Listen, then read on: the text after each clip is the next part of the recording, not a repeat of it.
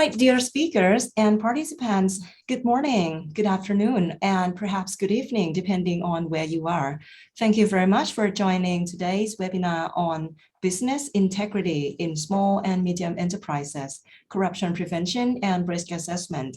My name is Nishani Wongba, and I'm the Mekong Regional Legal Advisor from the American Bar Association, Rule of Law Initiative for ABA Rolly.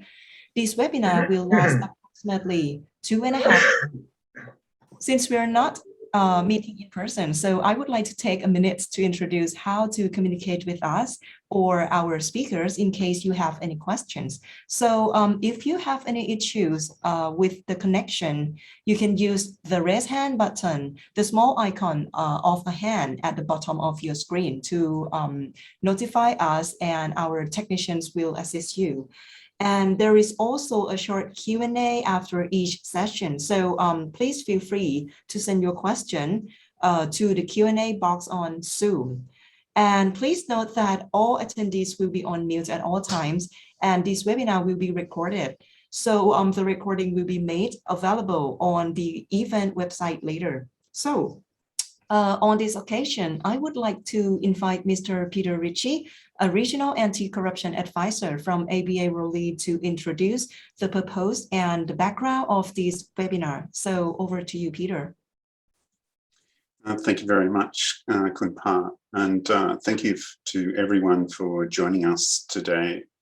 And special thanks to our generous partners in this event, the team at Ethics Base, the National Anti-Corruption Commission of Thailand, the Thai Institute of Directors, the Thai Coalition Against Corruption, Norton Rose Fulbright from Singapore, the Centre to Combat Corruption and Cronyism from Malaysia, the OECD, the UNDP, and IBLF Global. I'd just like to take a couple of minutes just to explain the background and purpose of this event. Firstly, the context here is overall a pretty good context in terms of the region of Southeast Asia. I mean, over the last 10 years, we've seen great progress, great developments in the region in terms of adopting international legislation for business integrity, anti-bribery, for developing guidelines and procedures and guidance for business in order to meet those internationally oriented laws. And also, perhaps most importantly, the building of strong coalitions of cooperation. So we see governments, civil society and private business genuinely working together more often to create the systems to create and the practices to create a culture of integrity in the region. And I think Thailand, for example, is quite a strong example of that kind of cooperation. And we'll hear from some of our panelists today about that style of collaboration and that type of success. Of course, there is much more work to do in the region, and we have quite a good stock take was conducted in 2020 by the OECD, which conducted a survey with 230 private businesses in Southeast Asia, looking at their priorities for business integrity, for responsible business conduct, and sustainability. And so today's event is partly based on what private businesses told us about their priorities and what they want to do. And a couple of key messages that came out of the private business survey is that one was business wants assistance with corruption risk assessment, and they also want assistance with third-party due diligence. And so that's part of the framework of this event today as an outcome of that business demand. So to address that, first of all, in the case of risk assessment, the ABA Rule of Law Initiative is very pleased today to be launching a short practical guide for small and medium enterprises to conduct corruption risk assessment. And we're also very pleased that Ethics Base will be showing us some of the tools that can be used to conduct third-party due diligence, remembering that many small and medium enterprises lack the corporate systems and the resources to do good governance entirely alone. Obviously, they need external help. We'll also look today at the future, and we've got a very good panel today. We'll be talking about small and medium enterprises and business integrity, signs of progress, and future directions. So I think we will see that out of today's event, many opportunities to further build on the great work that's already underway in the region. So thank you again for joining us, and we'll turn back to our MC, Kun Pa, now to introduce the keynote speakers. Thank you. Thank you very much, Peter. Now I'd like to invite our first keynote speaker, Mr. Brook Horowitz. Brook is Business Integrity Advisor to UNDP's Fair Biz project, aiming to promote a fair business environment in ASEAN. He's also a CEO of IBLF Global, a UK-based NGO promoting responsible business practices in emerging and developing markets. Let's welcome Brook. Over to you, Brook. Thank you very much, Nichini, and thank you, Peter, for the introduction. It's great to be here today, and congratulations to ABA and to Ethics Base on all the work that you've been doing in the region, and in particular, producing the practical guide today and today's event. You are making a real contribution to this space. Now, as you said, Peter, the things are looking up. Not only is there better enforcement of the FCPA and the UK Bribery Act, and there's new legislation that's come out from many other countries of a similar nature, France, Brazil, and Japan. And we've also seen new legislation appear in the countries in ASEAN, just to mention a few. In recent years, anti-corruption legislation in Thailand, in Vietnam, and in Malaysia. Now, having said that, is corruption somehow being brought under control? And I'm afraid that the news is not so good on the purely practical level. And we've heard very much about the corruption in the healthcare sector, in particular, in relation to COVID, how the emergency has caused procurement procedures to be bypassed, and that's just one example. Now, in the overall space of corruption and anti-corruption of the SMEs, who quite frankly have been neglected for years, and it's partly because the messages are not getting through from government. There's a lack of enforcement towards SMEs. The SMEs are also the victim of corruption. There's not too much they can do about it. It's almost as though the SMEs are living in a parallel world. And the OECD survey of 2020 did suggest that that was the case. So it's great that there's so much support for SMEs coming from ABA and from other organizations. The G20 has produced a toolkit for an anti-corruption toolkit for small and medium-sized enterprises. OECD's got a great self-assessment tool for SMEs. In UNDP, we produced a toolkit for young entrepreneurs, a business integrity toolkit for young entrepreneurs. So there's no shortage of materials, and at least from the multilateral organizations, no shortage of support at one level. But the question is, how does this actually reach the SMEs and what impact does it have? I'm going to just pinpoint 3 areas that I hope today's conference will be able to discuss in more detail, and all of us who are concerned about the future of the economies of these countries and the fate of the SMEs, we could consider and perhaps drive forward some solutions that would really help to improve the situation for SMEs in the future. So first of all, how relevant are the materials to the SMEs? To what extent can they really use them in their day-to-day operations? Secondly, the distribution of the materials. Do the materials get to the SMEs? Finally, what's the impact? Will they read it? Will they understand it? And will they apply it in their business? Now, looking at the experience from UNDP, this is our program called Promoting a Fair Business Environment in ASEAN, or Fair Biz. We've been experimenting on all of these things. The focus is really on SMEs. Training programs are, we're looking at industry topics to make it really relevant to the SMEs.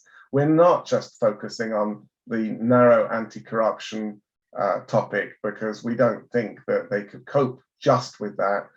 It's more to do with business integrity, sometimes relating it to other relevant topics. For instance, we're starting a nice training program for women entrepreneurs in Thailand, in Indonesia, and combining it with helping them to access public procurement contracts and bid for government tenders.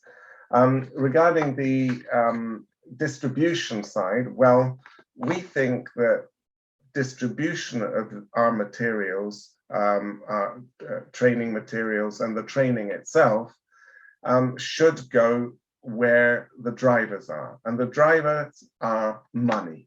It's the multinational corporations and their supply chain. That's the big risk for the multinationals, and it's the big attraction for the SMEs to be part of those global supply chains. So what we've done is we've got together with a few multinationals, and we're organizing training for the companies in their supply chains. Now, this is a little bit different from the usual multinational approach, which is a pep talk, an annual signing of an anti-corruption clause.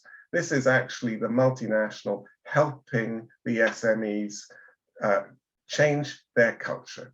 And it's more than just training. The companies actually have to implement something they've learned from the training within 3 months of having gone through the training, and then return and share their experience of doing that. So we've got a really strong discussion now going on between the companies themselves, the SMEs, the multinationals, and the SMEs. And this is something that we believe could have real impact in the future. So the question really is, just to conclude, what is it that we could all be doing more of to support the SMEs? It's great that we're producing these materials, but what is the next step? And how can we really have impact? Now, I think that you will be hearing today from some fantastic initiatives in the region, and one of the most famous and well recognized is the Collective Action Project of the Institute of Directors in Thailand, which is also known as the Coalition Against Corruption. And this is a very good example of where a facilitator, the IOD, brings together companies and inspires them to work together to eliminate corruption. Now, we've got a similar program under UNDP's Fair Biz umbrella in Thailand. It's just started. It's with the Federation of Business Professional Women. And here we're using the power of women's voice in Thailand to change the culture. And I think this is going to be a very, very powerful program as this very prestigious women's business organization moves the dial to engage the government and to engage companies in a new way of doing business, especially following the COVID crisis. So I think there are lots of ways of approaching this through the training materials, the training itself, but also always being conscious about how can we have the impact. And that's the big challenge now, getting the access to the SMEs, getting their feedback, and then supporting them, not just with the training, but with coaching and also with these collective action projects. I suppose my vision for the future is that, in a way, we're in a similar place to where we were 30 years ago with the health and safety agenda. That was very marginal, especially in this region. Now, I think that health and safety is pretty well mainstream, and of course there are plenty of problems left, but this is an area where the business has really grasped the whole challenge of doing business according to the best standards, and it's to do with money again and consumer pressure. The message has been delivered. Now, in 30 years' time, couldn't we do the same thing? Couldn't we do the same thing with anti-corruption? Thank you.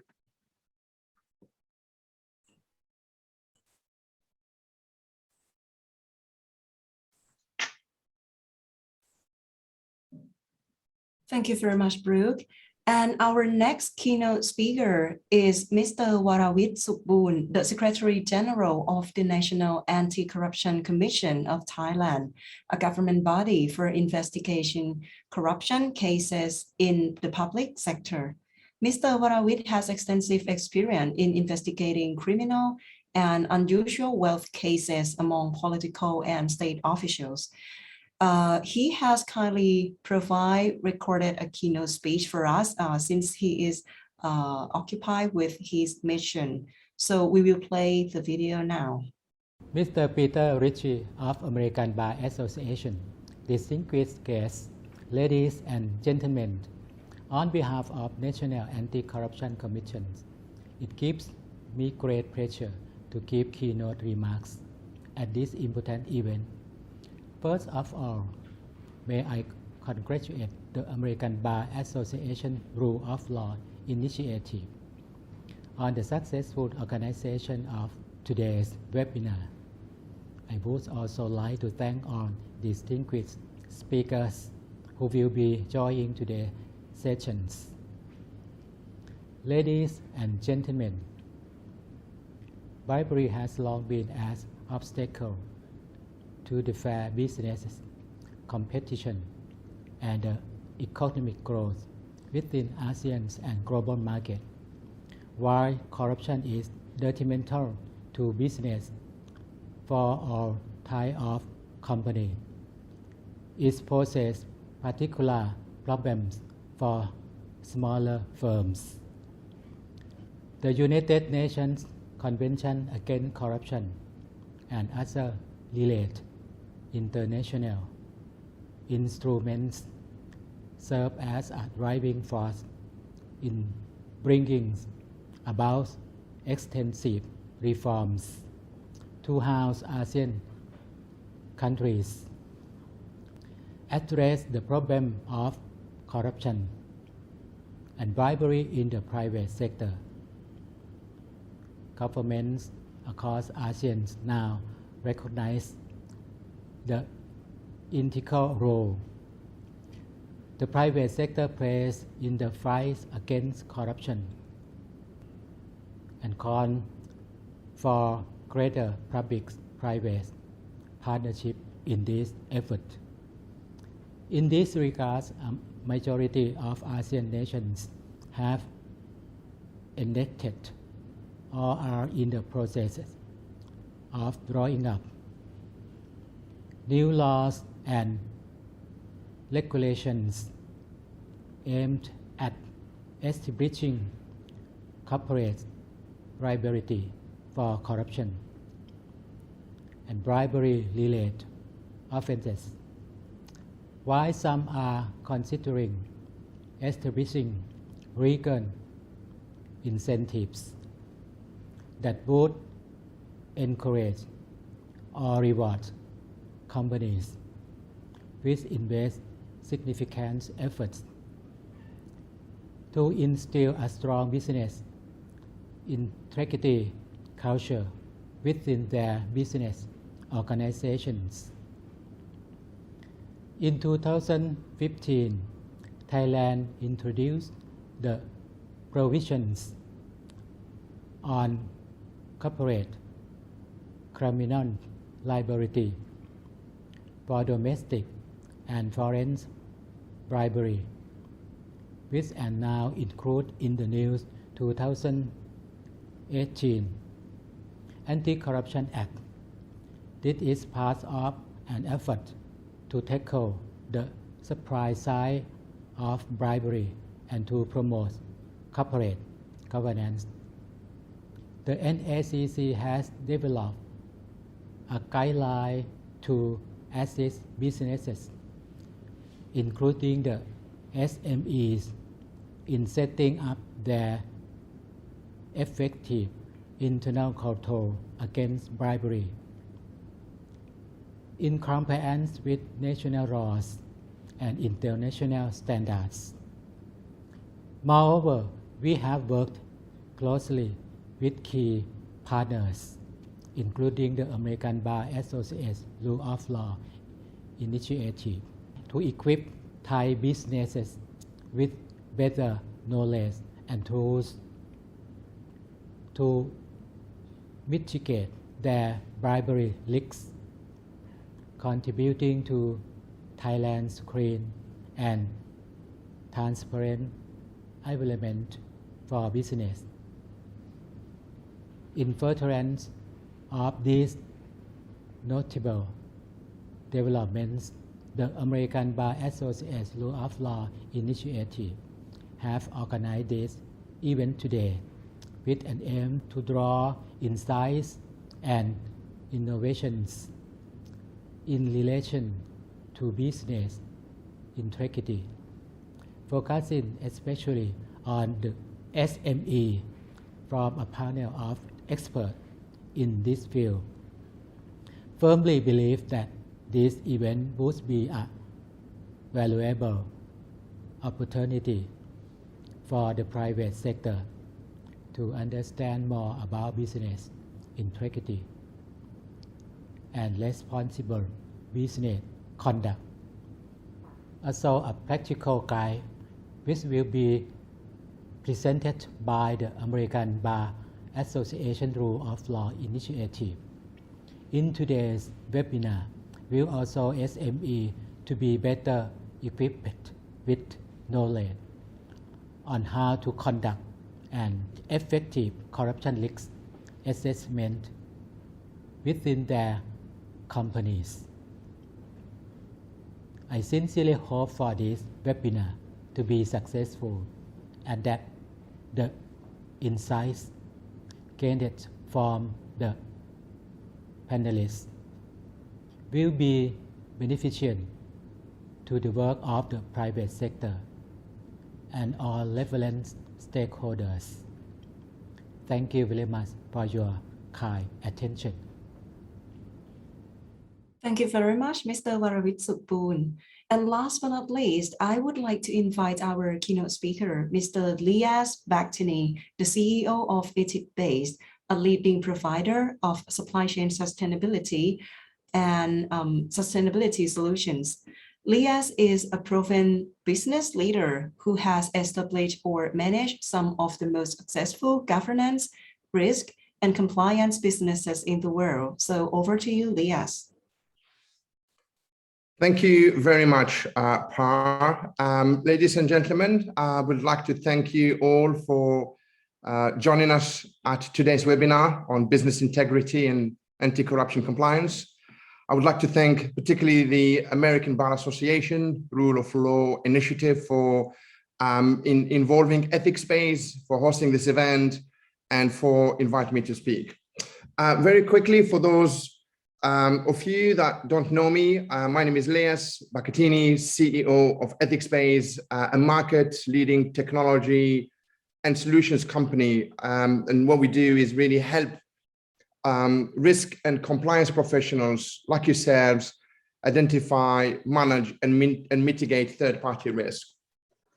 Having spent almost 2 decades in the industry, it gives me a great pleasure to open today's webinar on this hugely important topic.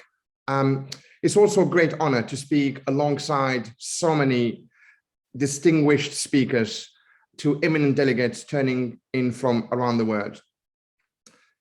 The fight against corruption is one of the greatest struggles of our time, and we all know that. It comes with immeasurable costs leading to injustice, economic decay, and social unrest. And as such, the significance of tackling bribery and corruption at all levels cannot and can never be overstated.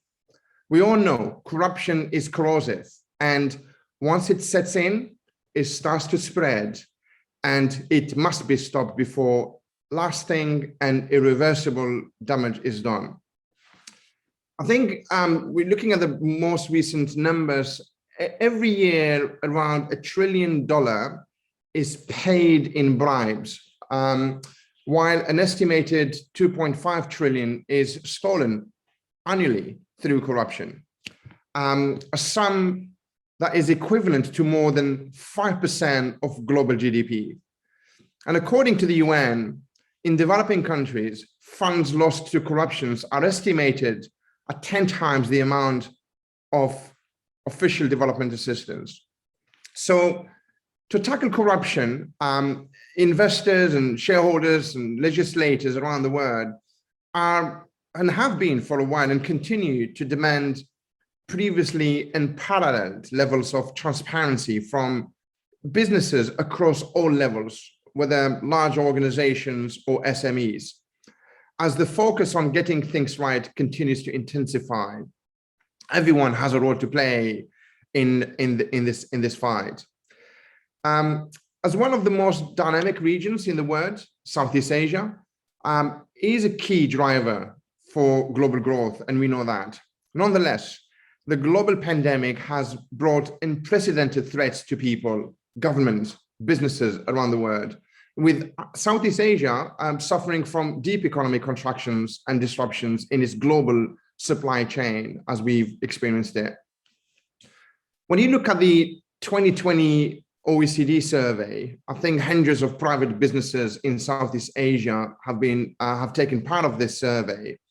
And the results found that a large majority, and I do think it was around 60% of the respondents, were concerned with being directly or indirectly associated with at least one sustainability risk. And of course, among those sustainability risks, corruption was the most frequently cited as concerns. And just for your information, that was followed by environmental issues and transparency and governance issues. I would say, as business leaders, it is important to question how your organization can play a part in shaping a transparent and fair business world while protecting, of course, yourselves from allegations related and associated with bribery and corruption. I'll also invite, and I hope we will be able to do this, the SMEs to understand from a risk assessment perspective, particularly around corruption and bribery, how your clients make a decision.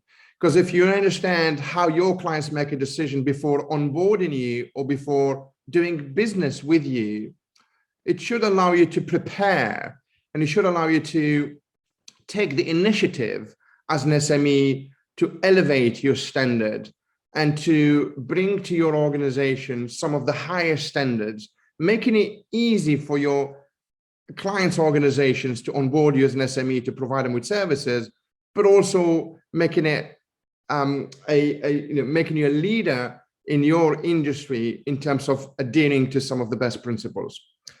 And for that, I'll encourage you all to start by understanding your organization's clients, partners, third-party ecosystems, and processes, and inviting you really to create, and there are many ways, a transparent, open, honest business environment in which you and your business partners wish to operate in. At Ethics Base, and we view and have always viewed corruption as a global threat. From our inception in 2011, we have made it our mission to help firms, no matter how large or small they are, reduce the risk of bribery and corruption impacting their organizations, but also help firms put in place the right practices in order to make you as an SME an attractive target to your clients. So as such, I am excited and I'm grateful for the opportunity given to me later on to share our expertise on the value of the supply chain integrity for the benefit of the SMEs in Southeast Asia and beyond. More or less, I would say, as a winner of the Singapore Apex Corporate Sustainability Awards, Ethics Base continuously promotes responsible corporate practices by encouraging businesses to align their operations and strategies to the UN Global Compact's 10 principles that encompass human rights, labor, environmental, and anti-corruption. And if you're not familiar with those principles, we urge you to look into them.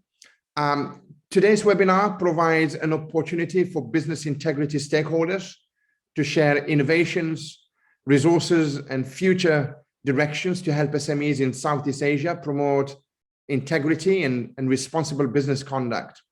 And while every company is different in its approach, and each company, of course, has its own unique culture, I hope that today's webinar will provide you with the knowledge and the insight to begin developing an anti-corruption culture within your organization at all levels.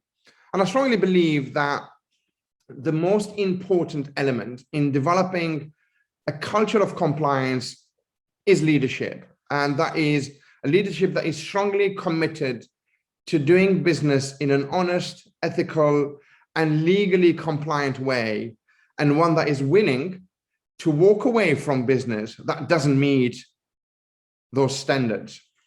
It is a good time for all of us collectively to collectively clean out the rot by standing together as leaders and make it clear that corruption should have no place in our business and society today.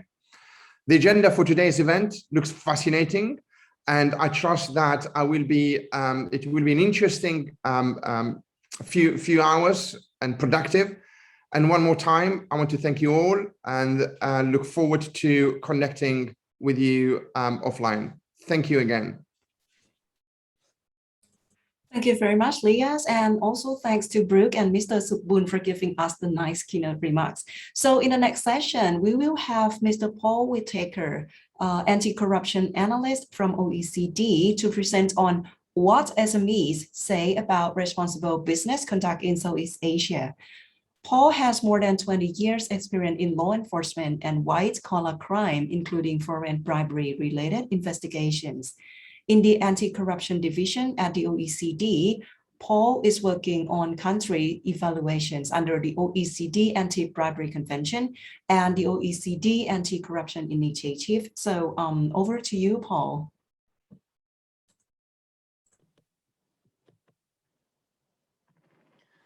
Thank you, Nishani, and hello, good afternoon, everybody. I hope you can see my screen that I'm now presenting there. So, as I said, good morning, good afternoon, good evening to everybody. I'd like to thank the organisers for inviting me to present, as part of this webinar, which is very welcome and timely. I work at the OECD, which is an international organization, for those of you that don't know, based in Paris. We are the custodians of an international convention, anti-bribery convention, which basically requires countries to criminalize foreign bribery. And we currently have 44 signatories to that convention. But as part of the work that we do in the anti-corruption division, as has been mentioned by some of the keynote speakers, we conducted a survey last year in conjunction with the UNDP. We conducted a firm level survey to obtain information on business practices, opportunities and challenges related to responsible business conduct and combating corruption in Southeast Asia. The survey included a focus on specific challenges for business in the context of the COVID-19 pandemic. The survey was disseminated in 10 ASEAN countries and open to responses from companies headquartered in or doing business in the region, and it was conducted in the middle of last year, 2020. As has already been mentioned, I think a total of 229 company representatives across different target countries and a broad range of industries responded to the survey. The survey targeted firms of different sizes, ownership structure, and within varied sectors and across different geographic locations, from small and medium-sized enterprises to the largest state-owned enterprises. This survey is quite unique in that it looks at the way anti-corruption compliance and responsible business conduct are managed by business through one lens. The dataset is a contribution to greater understanding of how companies address their risks in a comprehensive way. However, just a word of caution, it was sent out in the midst of the health crisis and was done exclusively online, so there are potentially some limitations to the survey. So as you can see there from the slide, there's a picture of the publication that was issued, which is available on our website. I'll give some details towards the end. So just looking overall at the business integrity risks that were identified, and I think was mentioned by Lias.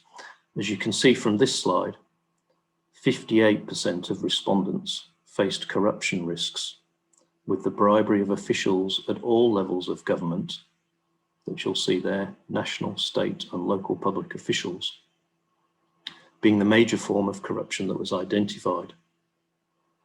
And in the figure on the right there, you can see, and I don't think it's probably of a great surprise to many people, that license and permit issuers came out top of the entities that companies have experienced corruption with.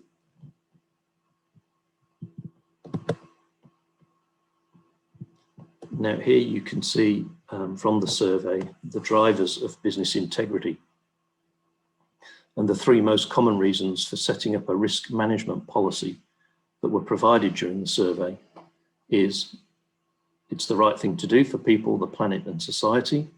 It's an obligation under national legislation. And it's also to address the risk of reputational damage. And you can see here in the table 4 on the left, and these tables are extracted from our report, the percentage of businesses that implement a risk management policy because it's an obligation under the national legislation by economy. In Thailand, the respondents, that was 30%.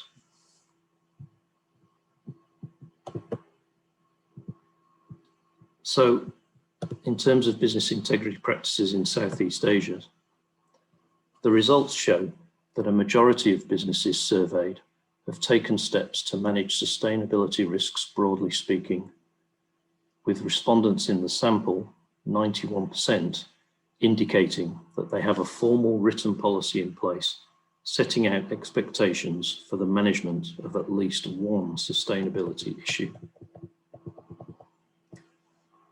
On the other hand, a small number of companies indicated that they did not have policies in place.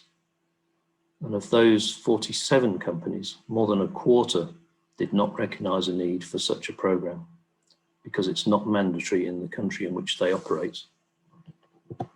And a further fifth, just over 20% of respondents, indicated lacking the knowledge or resources to put in place a risk management policy. Important variations exist, however, in the breadth of issues covered. Corruption is most frequently addressed, with 61% of respondents reporting that they have a formal written policy in place, and this is followed by ethics and responsible business conduct. Prohibition on gifts and bribes are the most common issues covered in anti-corruption policies, and 80% of respondents indicated their anti-corruption policy prohibited the giving or receiving of gifts or bribes, whereas less than half of the respondents have rules for donations. And you can see, and it's probably self-explanatory to some extent, that the frequency of having an anti-corruption policy increases as business size increases. So some of the interesting points mentioned by Brook in his opening remarks about we have the resources, but how do we get the information to the SMEs, which is really crucial for implementing this work.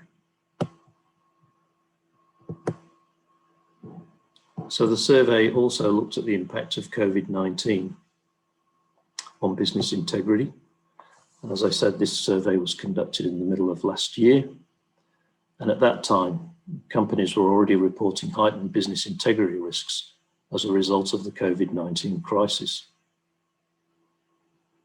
And the most frequently reported impacts were the challenges involved in remote online working and the increased use of technology. And I think we all are now beginning to understand the challenges, particularly for SMEs in supply chains, have faced with the COVID pandemic and the restrictions that have been imposed. You'll see there in the figure on the left, Thailand in the middle column there, with the responses to environmental and social or governance risks increased during the COVID crisis. And nearly 50% have said yes, that's happened. In the figure on the right, 38% of respondents reported plans to make changes to their business integrity or responsible business conduct framework to reduce the impact of the COVID-19 crisis. However, and somewhat concerningly, 29% of businesses indicated that budgets for business integrity management had been reduced, and 13% reported a similar trend on responsible business conduct. So part of the survey also was what could we do to help in relation to these issues? And the overarching response that we received was to do a corruption risk assessment tool, which we developed and launched earlier this year at our Asia Pacific Business Integrity Roundtable. And it's available on our website, and you'll see the address there. Now, this assessment tool is a self-evaluation tool, which was mentioned by Brook as well. It's a tool for corruption risk assessment, and it's an interactive tool which is quite straightforward to use. We've deliberately kept it very simple, quick and clear for people to be able to use. And basically, you input information, it asks you some specific questions, you input information, and then it generates a response for you in relation to the issues that you've identified in the questions. And it also provides you with a compendium of national and international corruption standards, which is a useful area for people to look at. So that was a fairly quick overview and snapshot of the survey that we launched last year. As I mentioned, there is more information, and the full report is online. So please feel free to have a look at that. And with that, I might finish and hand back to Nishani, or Peter, sorry.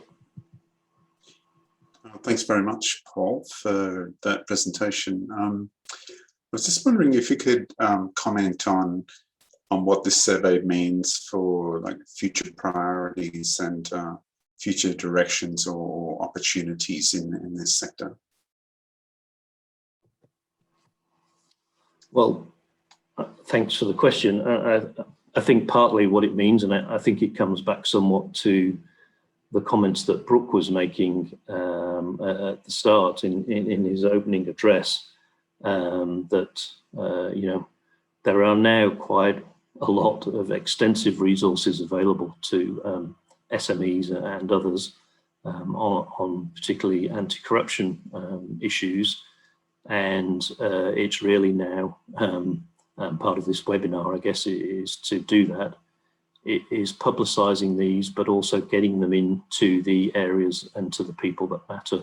So the compliance professionals, assisting them with interpreting the results, maybe for them to realise that, you know, it's not just a problem that they're facing, but SMEs in their region, but also across the world, are facing similar issues. And there are resources there to assist you with that. And there is training available, and there are these webinars.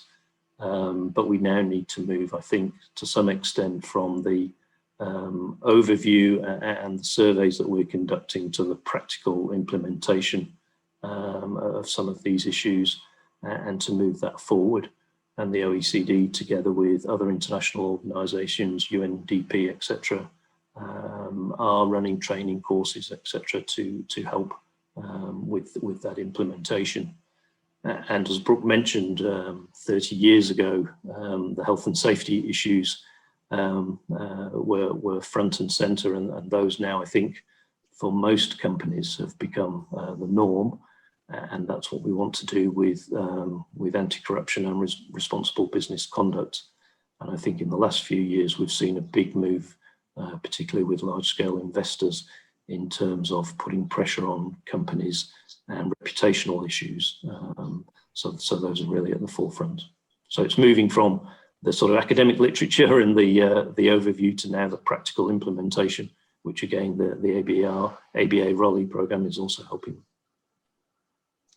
Thanks very much, Paul. Just one more question from one of our participants is whether, from your experience, you think business integrity risk areas vary according to different industries? Yes, I mean, I think so. And as we saw from the survey that we conducted, and I don't think it's any great surprise, those industries that have to deal with obtaining licenses or permits are particularly vulnerable, I think, to corruption risks. So the extractive industries, they really are in a difficult position, because they have to deal often with public officials at all different levels of government, from national to state and local. And, you know, they can't operate without the necessary licenses and permits that are required. And where there's interaction with government officials, that often is a red flag for a heightened corruption risk. So those industries in particular really need to be careful and have the appropriate policies in place. Thanks very much, Paul. Back to you, Nishini. Thank you very much for the insightful presentation, and thanks to Peter for gathering a question to the speaker. Our next speaker is Dr. Alma Segla, who is ABA's Raleigh's Anti-Corruption Regional Advisor. She specializes in the prevention of corruption, ethics, compliance, and whistleblower protection. She will share with all of you the practical guide of corruption risk assessment for SMEs. So over to you, Alma. You're on mute, sorry. Thank you.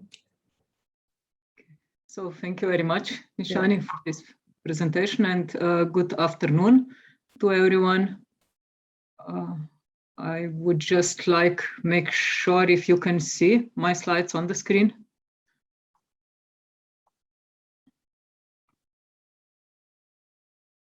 Yes, we can. Thank you. Okay, thank you very much. So as Nishani mentioned, I will present the ABA Roli Practical Guide to Corruption Risk Assessment in this presentation. As we heard earlier from Peter and also from other speakers, there were quite a lot of different reasons why we are thinking on which tools, which preventive tools might be most helpful for the SMEs. And besides all other reasons, the OECD survey that Paul presented, just presented, was only one of them. The other one was that, as we all know, the corruption is a big problem also for the SMEs, and they might have actually limited resources. Most often some of them are even without the compliance officers and so on. So the main point of this guide or aim and what we're thinking the most, what we're trying most to be focused about was how to develop a really practical guide for the persons who might not be involved in anti-corruption or compliance on everyday basis, but how this guide and the tool might be useful also for people who would like to do something, who are aware of importance of the anti-corruption prevention tools, and they might not have time or resources to do it. So, and this is why this guide is quite short, and we also hope very practical.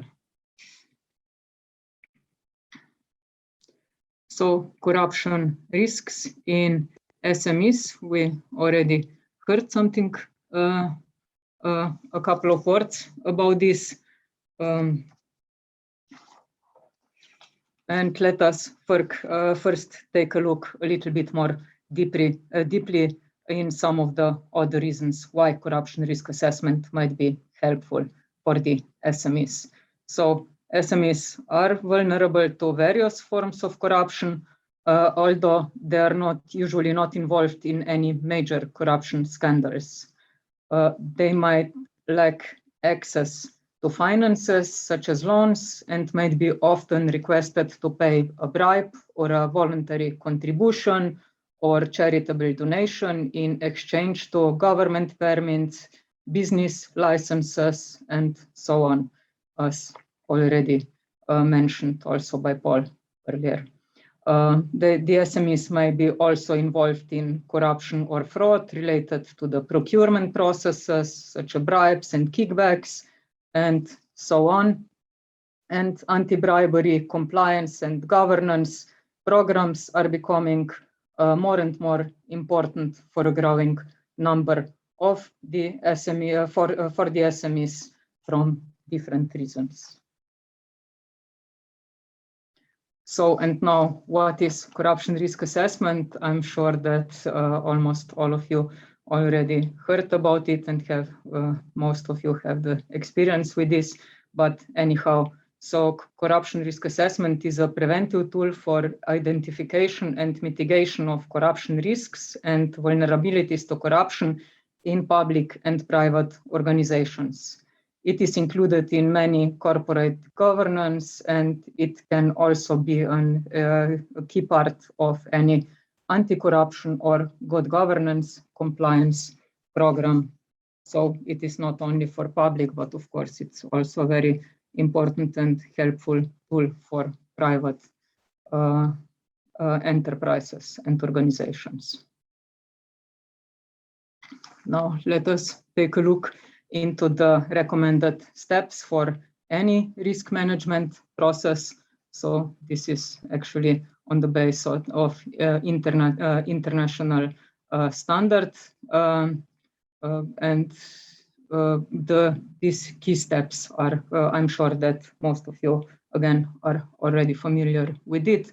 So the key steps: establish the context or plan the process, risk identification, risk analysis, risk evaluation, and risk treatment. And also what is very important as well, you need to communicate the whole process from the start to the end with the employees if we want to have an effective process of corruption risk assessment. And then the process needs to be regularly monitored and reviewed. The risk assessment process starts with the planning and the concrete steps on how to prepare for the risk assessment, how to initiate the process, establish the working group, collect the data, and how to communicate the process are explained in the ABA guide. The roles of all the relevant stakeholders, from the management or board, if the enterprise has a board, to the working group and the employees for risk assessment are also explained. And I would like to point it out that we managed to develop our guide on corruption risk assessment for SMEs on only 36 pages with pictures, because on the internet there are quite a lot of guides on corruption risk assessment, but we studied and read, and of course we are familiar with many of them, but we couldn't find any which would be really short and practical. So this is also what we are trying to do, as already mentioned. So which are the key steps in the assessment process recommended in the ABA guide? The first one is identify risks. The second, analyze risks. The third, evaluate and prioritize risks. Fourth, prepare a risk mitigation plan or a plan for treatment of the most dangerous risks. And then also important, the last step, monitor and review the whole process. So of course, all these steps are explained more in detail in the guide.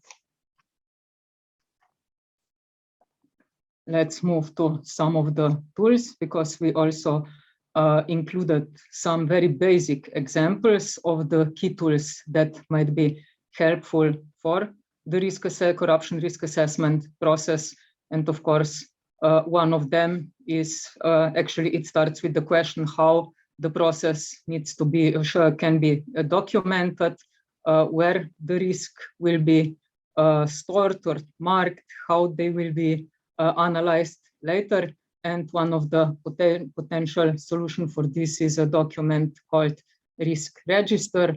So we included the sample of this register just as an idea what could be included into it. And at the end of the guide, there are also some useful templates only for the key corruption risk assessment tools, because as we said, what the most important thing that we had in mind when developing this concrete guide was that this was for the people who might not have enough time or resources to work on this process on the daily basis.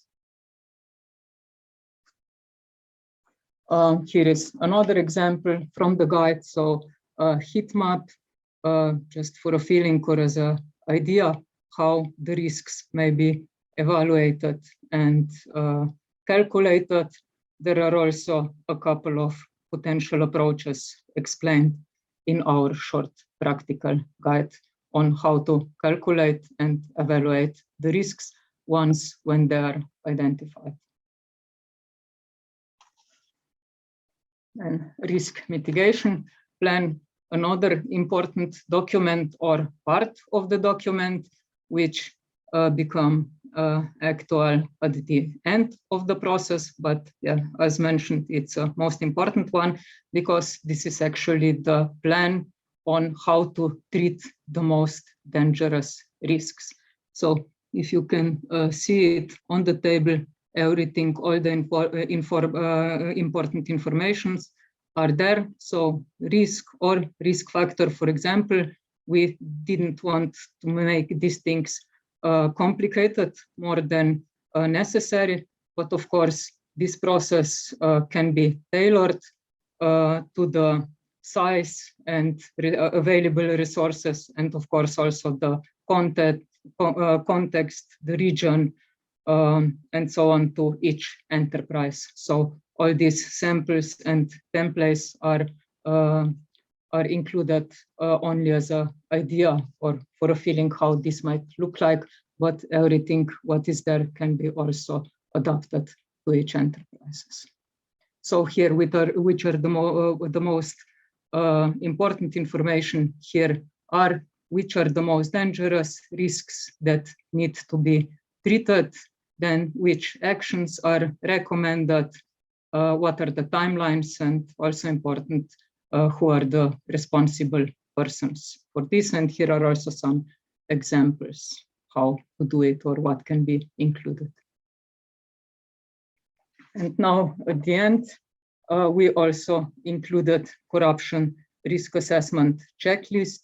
This is a unique document that we have developed with the aim to make sure that the risk assessment process for SMEs will be really as practical and effective as possible.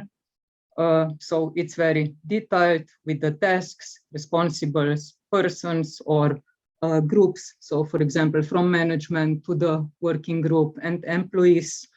And there are quite detailed questions. So I think this corruption risk assessment checklist is about like 3 or even 4 pages long, as already mentioned, to make sure that to make the process as easy or as practical as possible. And now some other things that we included into our guide for those who are already familiar with the concept of corruption risk assessment.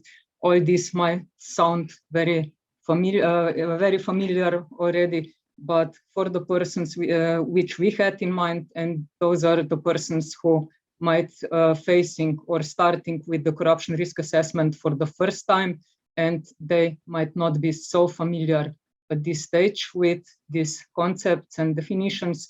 So we actually included some very general and basic descriptions into the guide.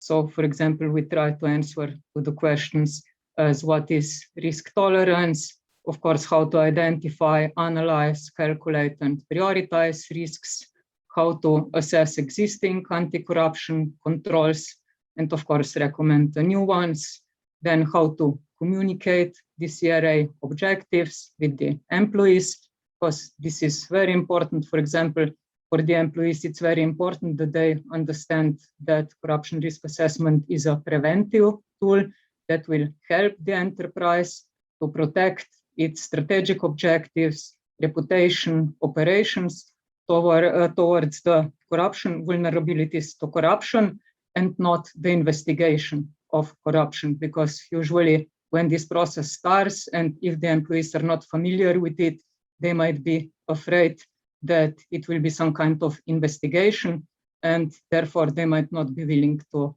collaborate, to be involved in the process. So this is also one of the key reasons why it's so important that the employees are regularly informed about the process and that the process is communicated from the very start. And then, of course, how to prepare a risk mitigation plan, how to monitor the CRA process, and when and how to update the risk register. So with this, we came to the end of this presentation. I would like to thank you for your attention and good luck with addressing corruption risks in the organizations and enterprises. And as already mentioned, now we have another, I think, important tool developed. And the next question now is how to reach out. So how to make sure that this will be useful for the SMEs. So thank you very much. And now back to you, Peter. Thank you. Thank you very much, Alma. We have a question from one of our participants. And I think this is to do with the previous presentation from OECD and also your presentation, and the questioner would raise the problem for businesses of dealing with governments in the risk of bribery around obtaining licenses and permits, and how a small medium enterprise can manage that risk. If you could comment on that, please. Thank you. Thank you, Peter. So there is no only one answer. It also, of course, depends on the country, the political context, the willingness of the government, how to address corruption in the country, within the government. So this is one aspect. And of course, another is internal culture of compliance, what kind of anti-corruption policies are already in place, how they're implemented, and so on. So is the staff properly trained? Are they, for example, gift policies?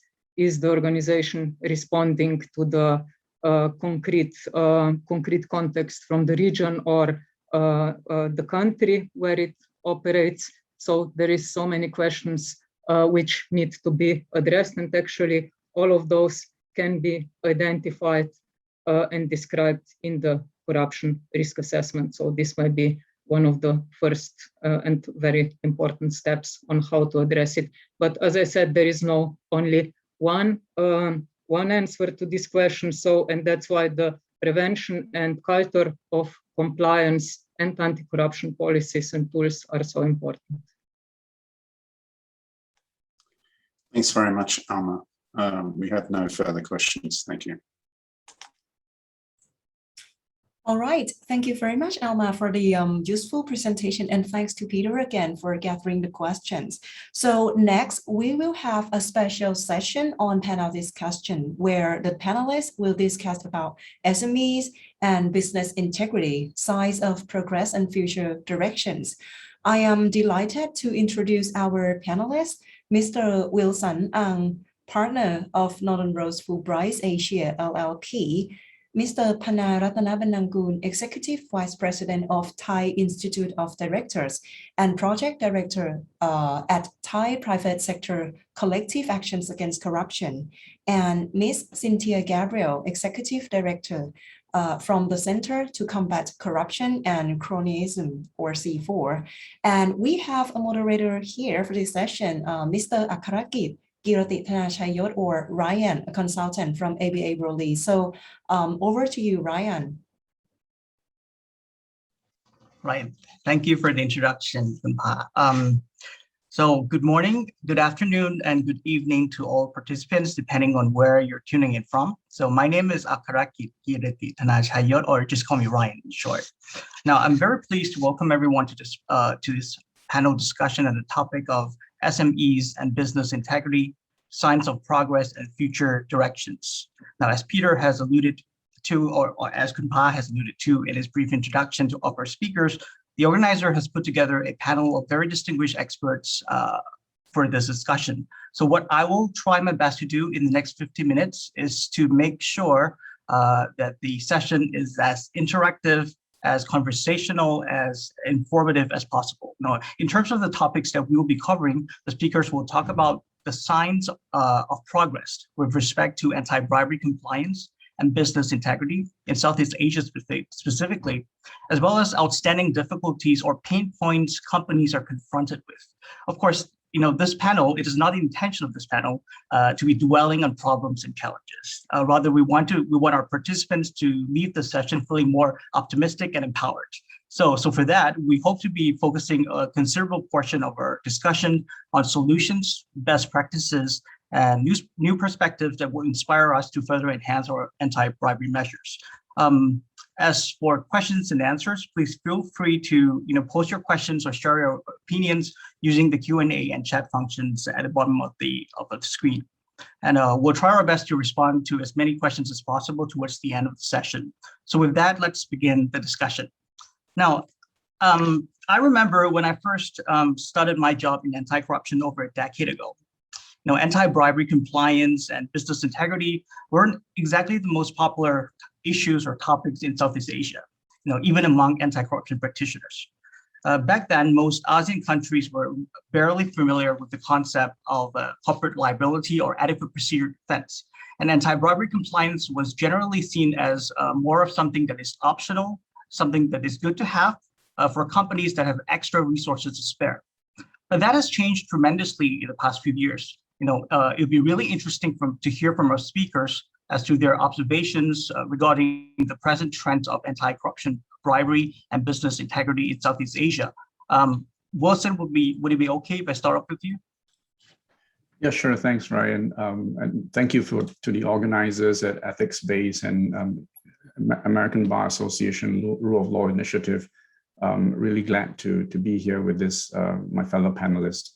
So I think in the last 3 to 5 years, the kind of trend that we see is largely twofold. Firstly is on the legal and enforcement aspect.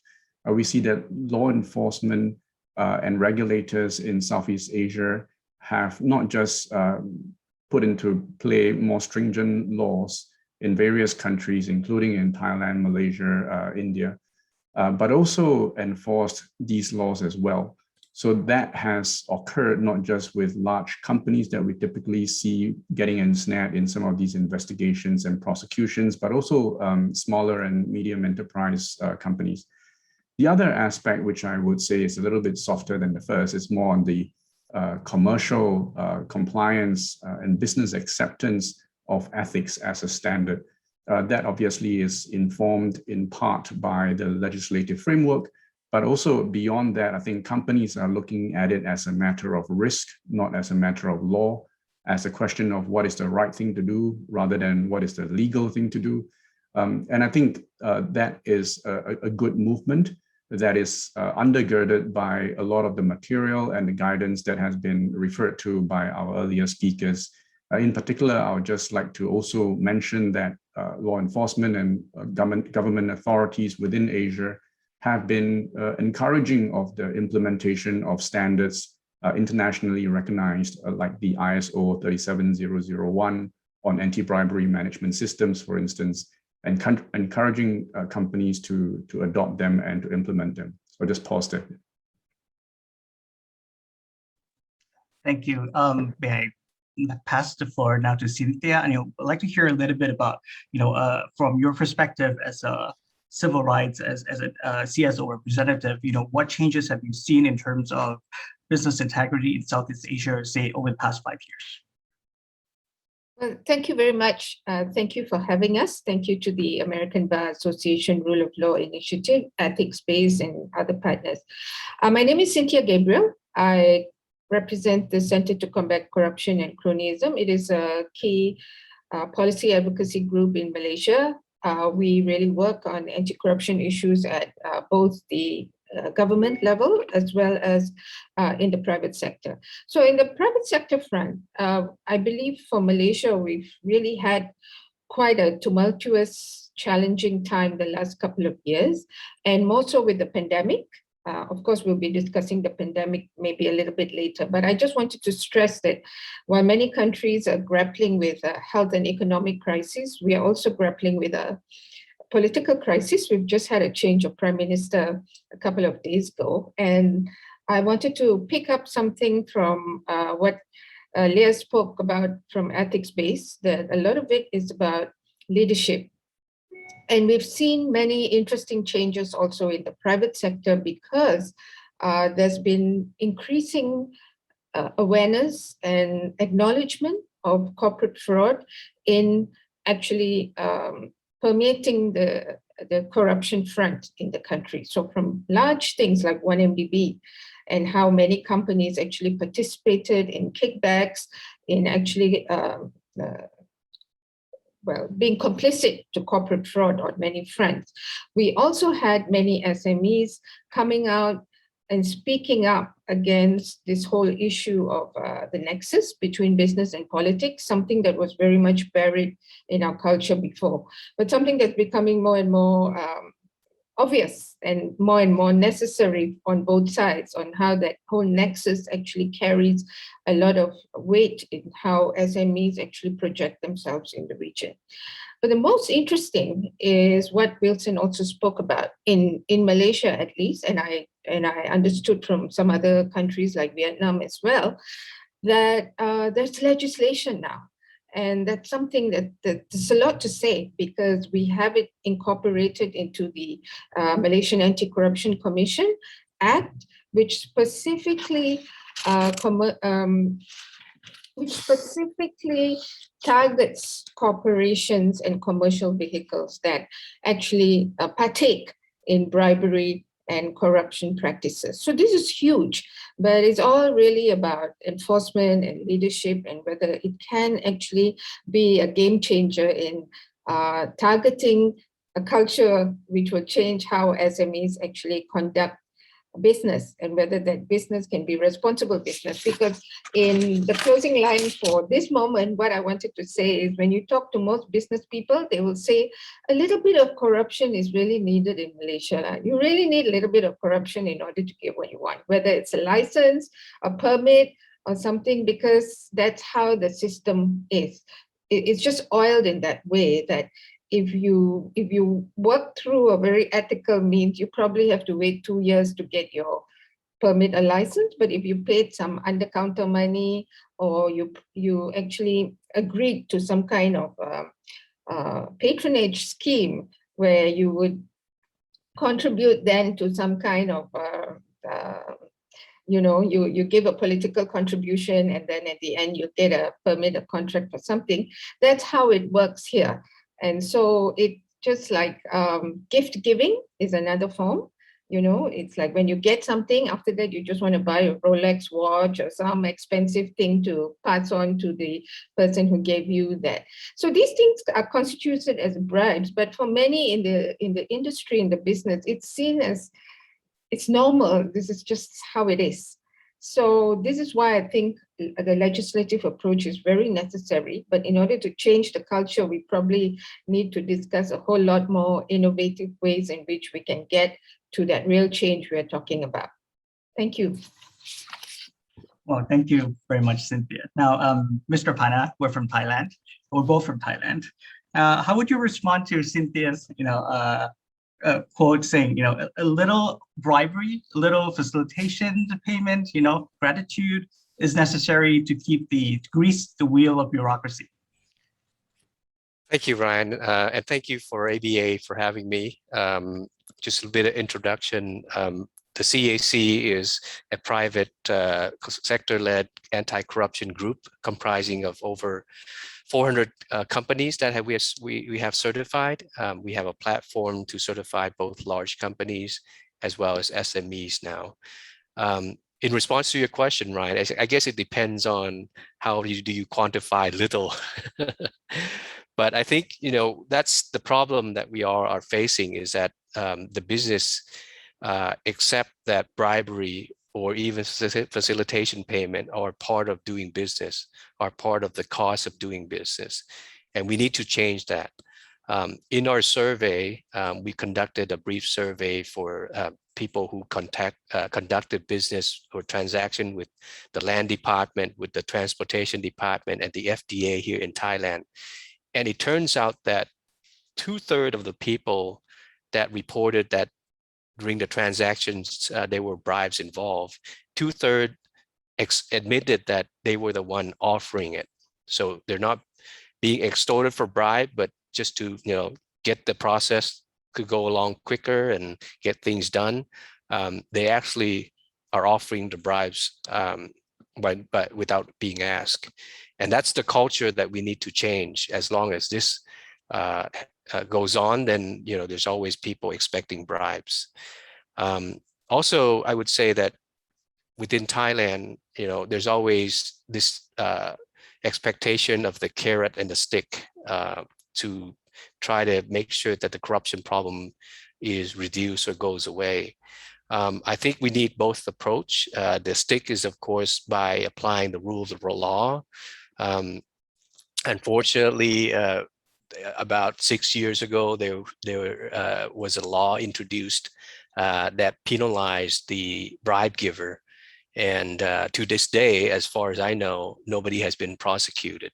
So we need to continue to make sure that whatever rules and regulations and enforcement process that we put in place does become an effective tool as a stick.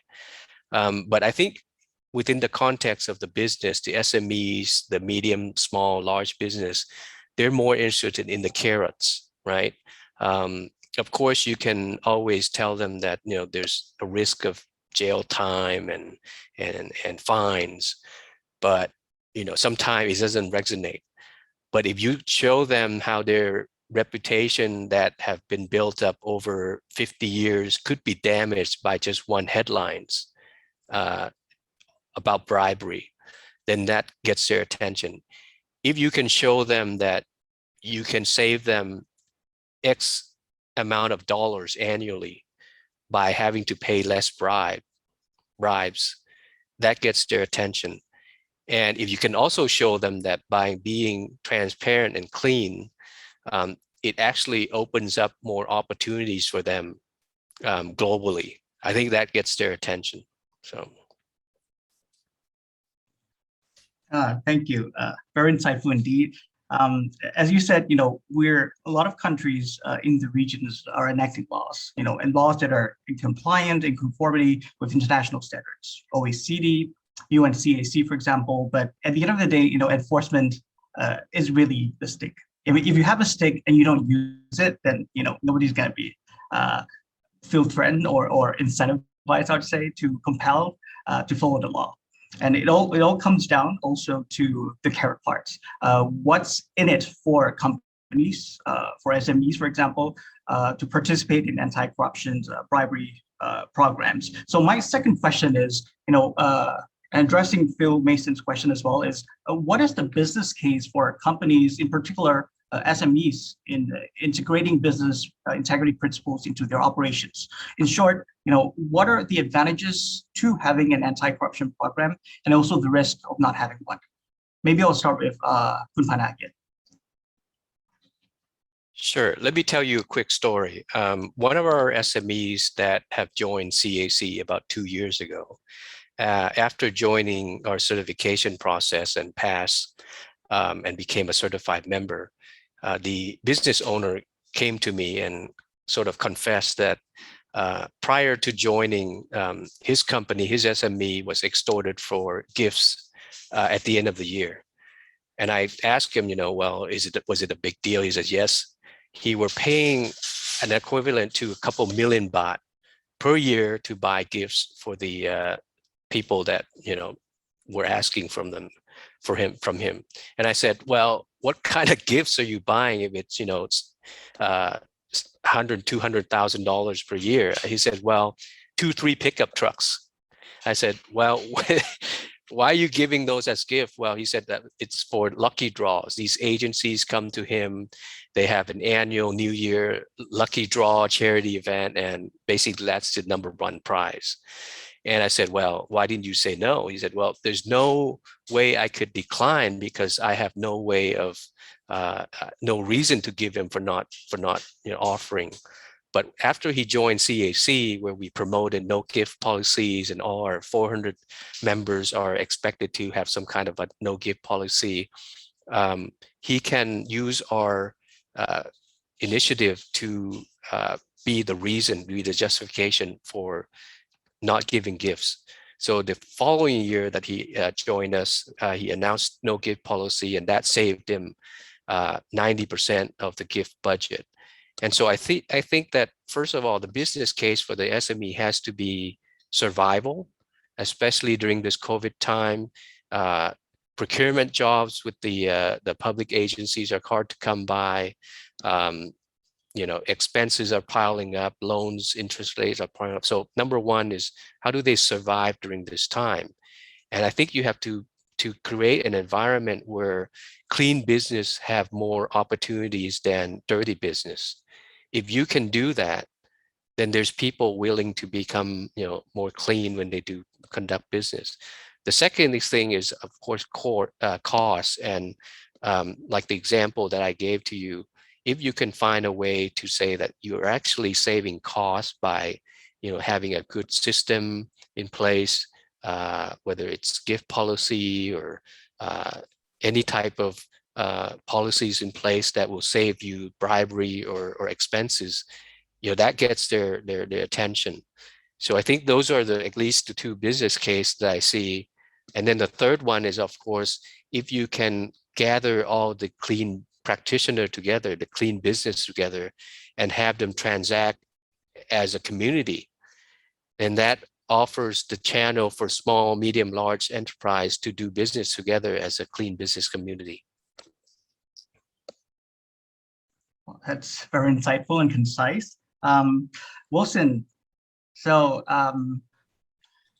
one of the most cited reasons for putting in place integrity principles for SMEs is that it actually increases your chances of being selected as a supplier, as a vendor for large multinational companies in their supply chain. Is that true? Is that actually happening a lot more in this region from your experience? Yeah, I think that really dovetails with what Kunpana said about having a good reputation and being able to, in certain cases for public procurement projects, be pre-qualified because you are able to demonstrate that you have a compliance program in place. So I think that kind of comparative advantage is a great incentive or a great carrot to have. Just to give you an example of what happened, I don't know how often this would happen, but when it did happen, it sort of really brought a smile to my face. One of the clients that we advised was submitting a tender for a particular project. Unfortunately, in the midst of submitting that tender, there was an improper request that was made by someone who was a procurement personnel. So asking for something to be done in return. This client of ours was particularly distressed, was very concerned about it, but didn't feel that it was in a position to do anything drastic, not able to sort of make a report or anything like that because they didn't think that they had sufficient influence and power. What they chose to do was simply to drop out. So they said, we are not going to be part of this. We're just not going to do it. The tender went ahead and someone else actually won. We don't know if that other company that won actually paid the bribe or paid that advantage. Shortly after that, there was a major investigation into that particular tender. So I think things came out, not necessarily of our clients doing, but it came out the person who had received the bribe was taken to task. The entire tender was aborted because it was just simply tainted with corruption. And then they had a fresh tender which was run, and our client was being invited back for it. So I think that was a really sort of neat way of, it took a long time, but ultimately I think the party who did the right thing had the right outcome, and that was extremely encouraging.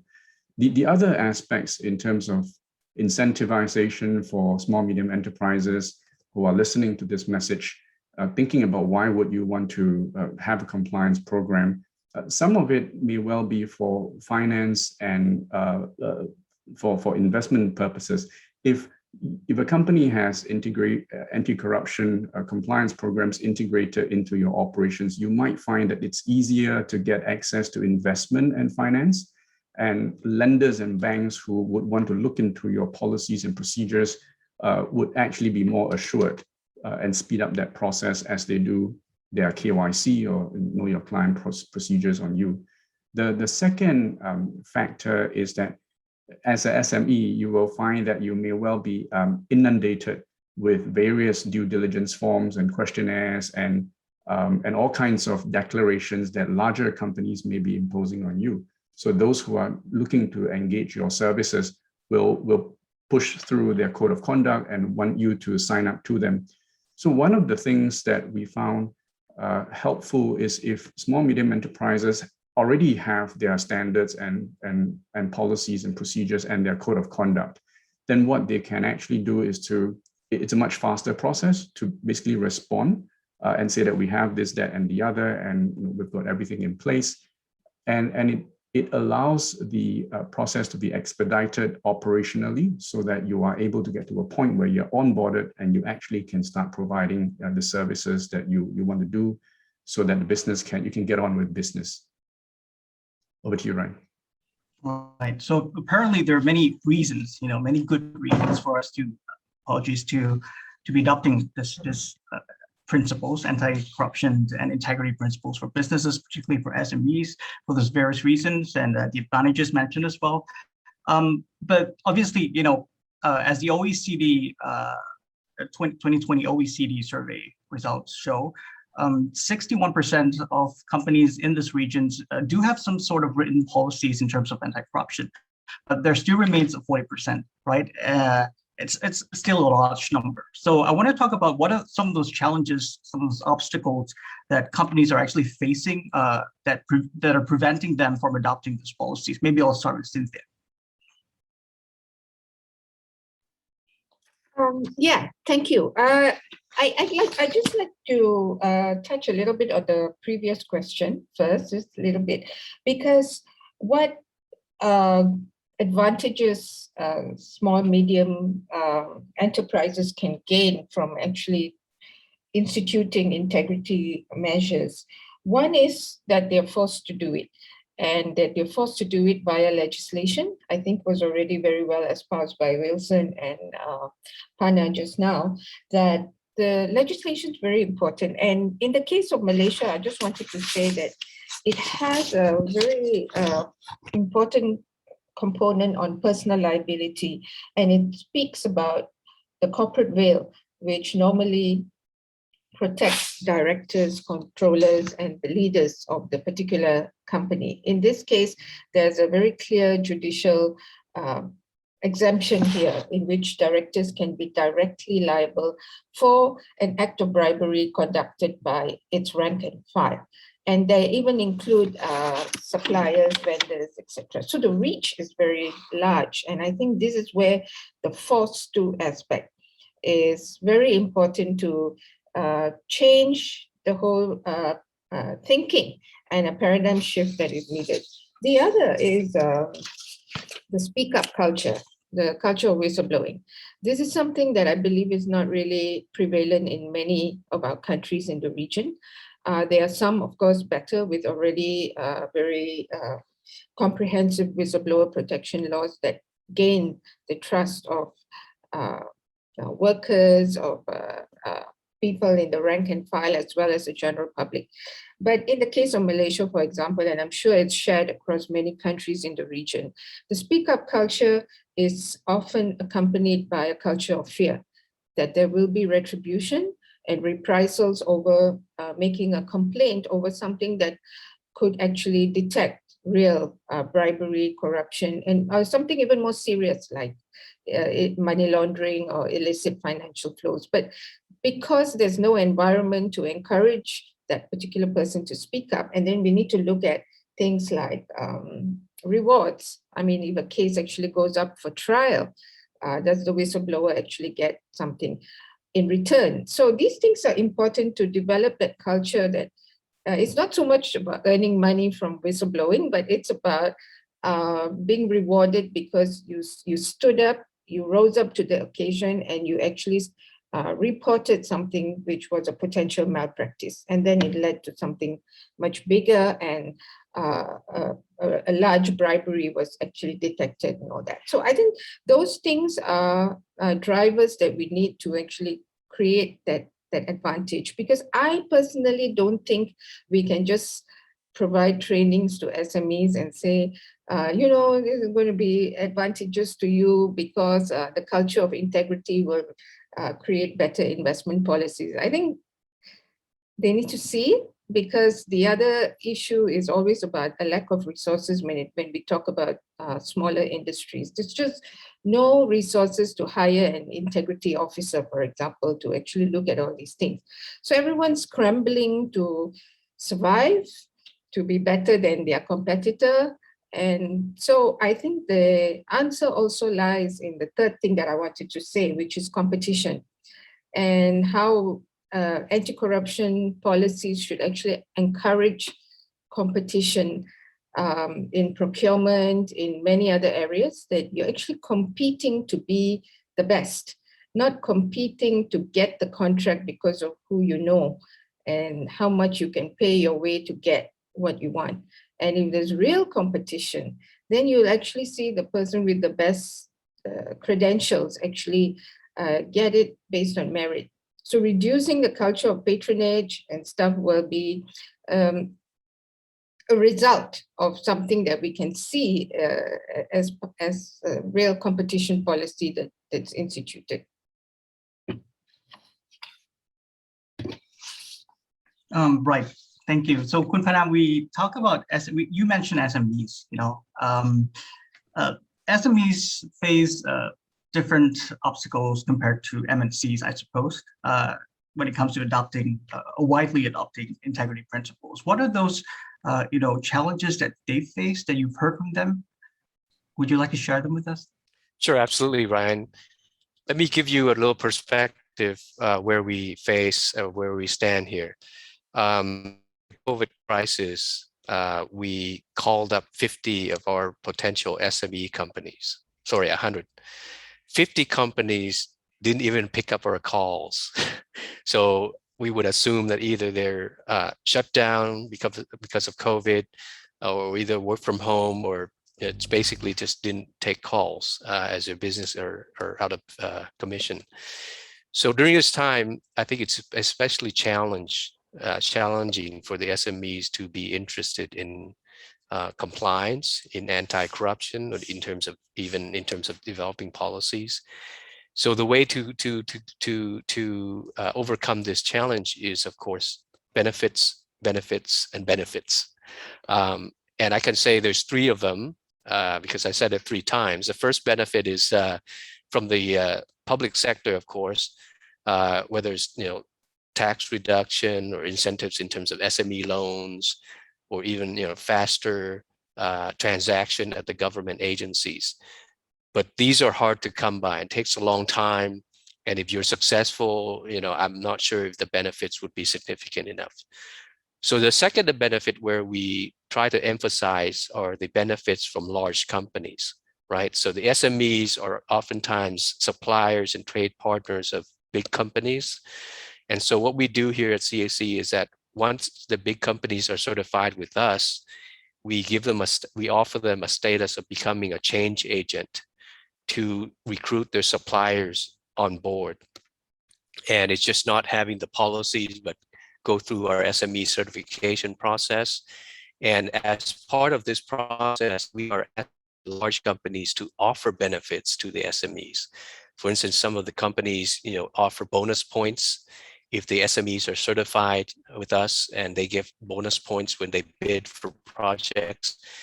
They get discounts or certain preferential assistance when they bid for or tender for jobs. So those are very clear, significant, short-term benefits that the SMEs can realize right away.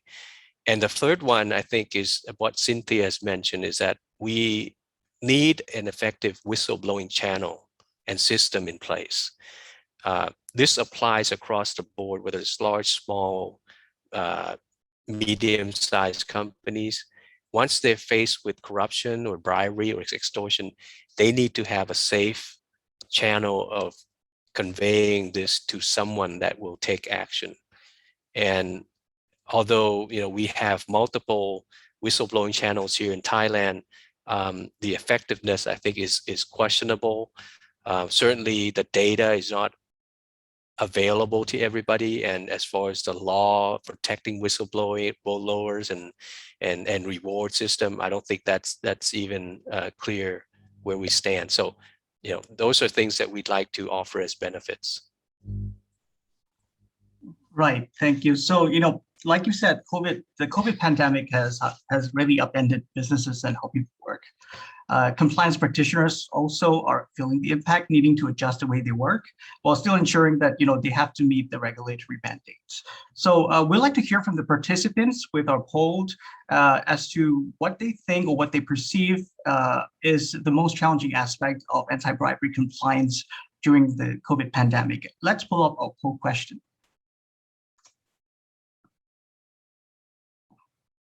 The organizers.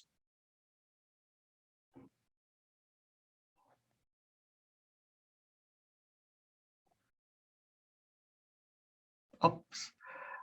See, we're having some technical difficulty. Okay, it's here. So basically, you can only answer one. I know that, for many participants who are experts in compliance, you may want to answer all, but, in the interest of time and for discussions, please pick the choice that you think is really the most pressing problem, during this pandemic for you in terms of implementing anti-bribery compliance. So let's take about 10 seconds to go through. The first choice is senior management and boards are actually placing lower priorities on anti-bribery because there are more immediate business concerns. Number 2 is we're looking at reduced budgets and resources to anti-bribery compliance programs. 3 is, given the working from home, it's really much harder to conduct at least in-person due diligence or interviews for external business partners, especially when you're dealing with new business partners, when you're changing your business model, to survive through the pandemic. We're talking about training and communication. Can we do it online, or is it really hard for you to do it online? And last but not least is responding to complaints, conducting internal investigations. So please start the poll. Okay.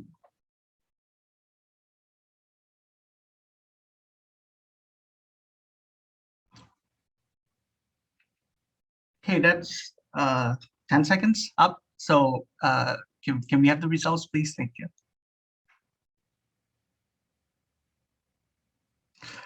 Okay, apparently budget cuts is apparently the most pressing issue during the pandemic. So Wilson, would you like to comment on the results of this poll? Yeah, I think it's interesting, but at the same time, not overly surprising. And I think in terms of the pandemic having an impact on business, a lot of companies are looking to really just to survive and to ensure that they've got sort of cash flow coming in. And one of the unfortunate casualties of the situation is compliance budgets would then tend to be cut. And we see that happening. What is unfortunate, I think, about it is that there is obviously the cost of compliance that you would want to reduce because you want to devote your resources to elsewhere. But I think the cost of non-compliance could potentially be even higher. There is a situation here whereby I think there is no COVID-19 defense to a bribery and corruption crime. So if anything goes wrong, it's not going to be possible to say, oh, it's COVID-19, so therefore I'm immune. So that doesn't quite work. So that's just a quick comment. Cynthia. Yeah, that actually is a very telling poll because it appears to be across the board. There was a poll conducted in early this year, in March this year, when we had the first movement control order. And that poll was also conducted by the Center for Independent Private Enterprise.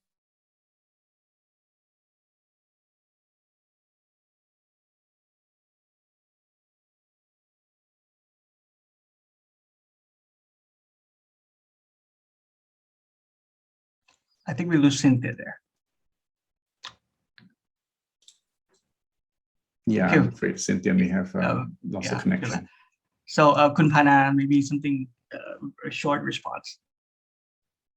Well, certainly it's no surprise that the results came out the way it is. And I think that what we need to do is to send a message that during the time of crisis is the highest risk window for corruption. We talked in the earlier session about risk assessment. And if you look at the climate right now where the economy is bad, livelihoods are at stake, from a public official perspective, the bribery that they usually received on a monthly, yearly basis is in a decline because there's less business transaction. And there's also, you know, a different way of check and balances. So, you know, during the time of prior to the COVID, we have all these check and balances and ways to make decisions that are quite thorough.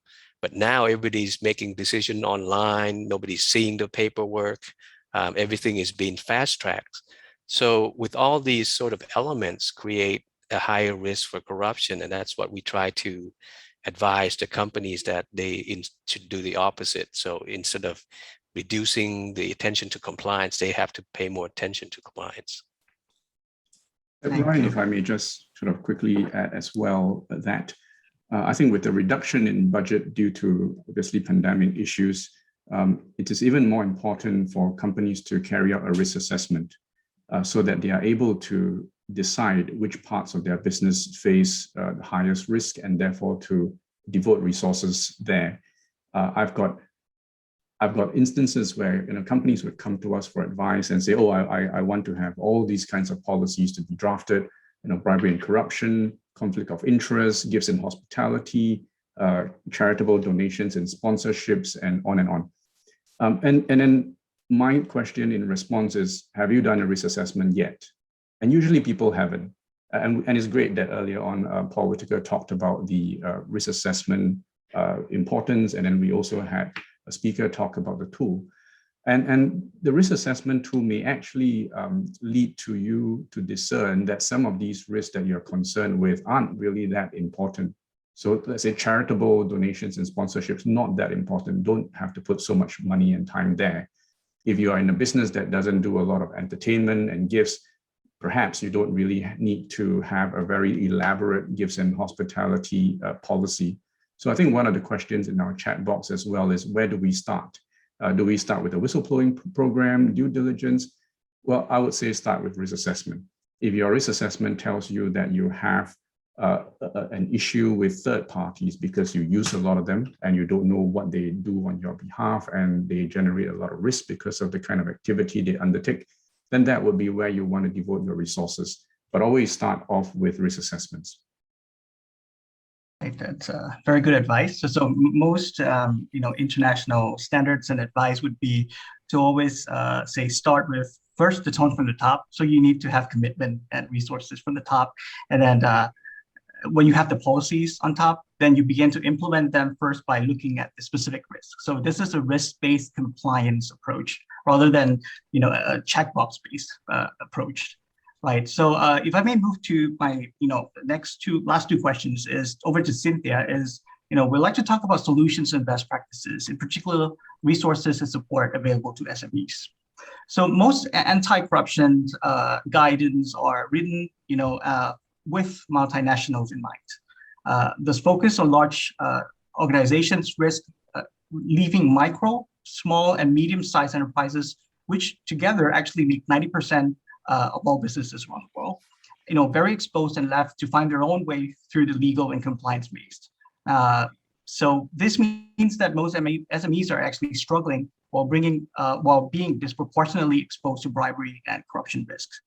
So Cynthia, C4 and the work that you guys are doing, what kind of support and resources are you making available to SMEs in Malaysia?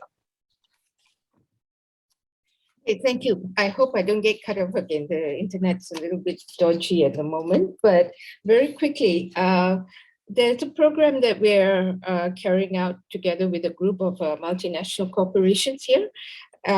They themselves have come together with an integrity program called Promise for Integrity. And it's very interesting because these are the big boys. You get Intel, Motorola, Keysight Technologies, Hewlett-Packard, all these big multinationals based in Malaysia that is very concerned about reputational issues and how the global supply chain and the SMEs that participate in tenders and procurement in Malaysia actually do not partake in bribery. So we have entered into a very interesting partnership with them on training around Section 17A of the MECC Act, which is the one on corporate liability, to actually look at ways in which small, medium, well, more medium, but wherever there's also small businesses that want to participate in getting more information to empower themselves. Because even though we are in the pandemic era, the Act applies. It came into force on the 1st of June 2020, and there were 2 years to prepare themselves. But 9 months out of the 2 years was actually lost to the pandemic. So the MECC is actually saying we'll be slow on the enforcement, but you have to ready yourself. So even if you're careful, say it's like beating a red light at 3 a.m. or 4 a.m. in the morning, to quote my colleague, you still get caught, even if you partook in that. So one of the surveys, very interesting, actually suggested that about 8% of SMEs that receive aid through stimulus packages and etc. at this point in the pandemic, where the government is giving out aid to SMEs simply to survive, some of the aid has been wrongly used or used wrongly. So it's actually a fraudulent practice to receive the aid for moving your business forward, but they had actually used it to pay a previous debt or to actually get a cut in something and invest some money in something else, etc. So the environment is more ripe for corruption and bribery now. And so all the more reason around procurement. I think in one of the keynote speeches, it was very, very clear that procurement practices are now being sacrificed because of the notion of emergency. So you're just getting a lot of things done through direct nego and so on. And in our country, you even get steel manufacturers, bamboo manufacturers, etc., bidding to get COVID-19 testing kits, to look into procurement of vaccines, etc. So there's a lot of suspicious activity around SMEs and conduct of businesses in general. So it is quite important, what I started saying just now about the training with SMEs via the multinational corporations, because it really is the big companies that can actually help with resources, that's one. And also with knowledge on how to just protect yourself, because the law will come after you, even if you're generally, not a bad guy, but in one stroke of a mistake or something, it could still get at you. So resources are very important, and empowering themselves with basic knowledge of this whole corporate liability provision is the little things we're trying to do, but we're really talking about thousands and thousands of SMEs that are based in Malaysia. I mean, they make 98% of the economic growth in the country. So it's a huge group of people to address and to work with. But these are some of the measures. And MACC, the Malaysian Anti-Corruption Commission, has a big program themselves. So they also partner other big companies to actually run training programs for smaller companies, etc. So there's a drive now. And when there was a first change of government in 2018, that big monumental change that we uprooted the corrupted kleptocrats, etc. There was a national anti-corruption plan that was put in place. And very interesting, a whole pillar around corporate governance was developed. And this was actually looking at how businesses can take the lead in ensuring a better culture of integrity. So you stop the demand. You stop the demand, by not actually being the ones to actually pay the bribes or make political contributions. Because the one other point I wanted to talk about is the related point of political financing. And this is actually very connected to how most businesses are actually pressured to make political contributions, especially around general elections, etc. And it's another form, a more complex, sophisticated form of bribery. So we are working a lot on with MECC to actually look at how chambers of commerce, the Federation of Malaysian manufacturers, etc., can make deliberate policies around political contributions and why it needs to be more accountable and transparent in the entire sphere of actually combating bribery and corruption from the corporate side. Right. Thank you. So, Mr. Pana, CAC Thailand is in fact one of the largest private sector anti-corruption and collective action networks in the world. That it's well established. It's been around for about 10 years, but I understand that when it first started in 2010, you guys were really focusing a lot on large and listed companies.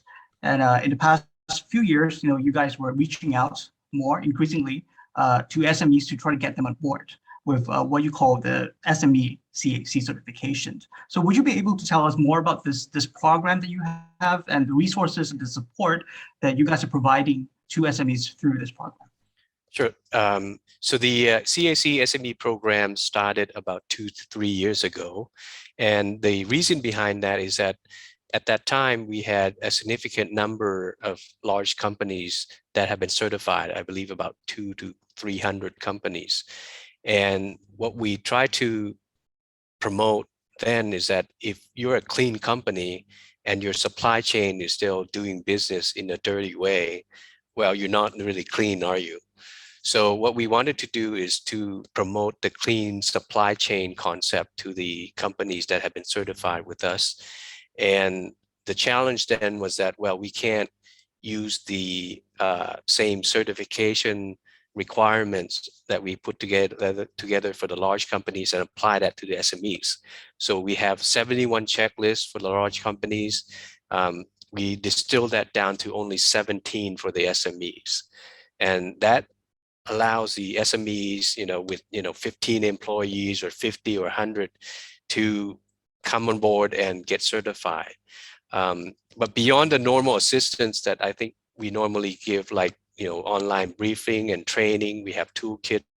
We also have online e-learning for the SMEs employees to use.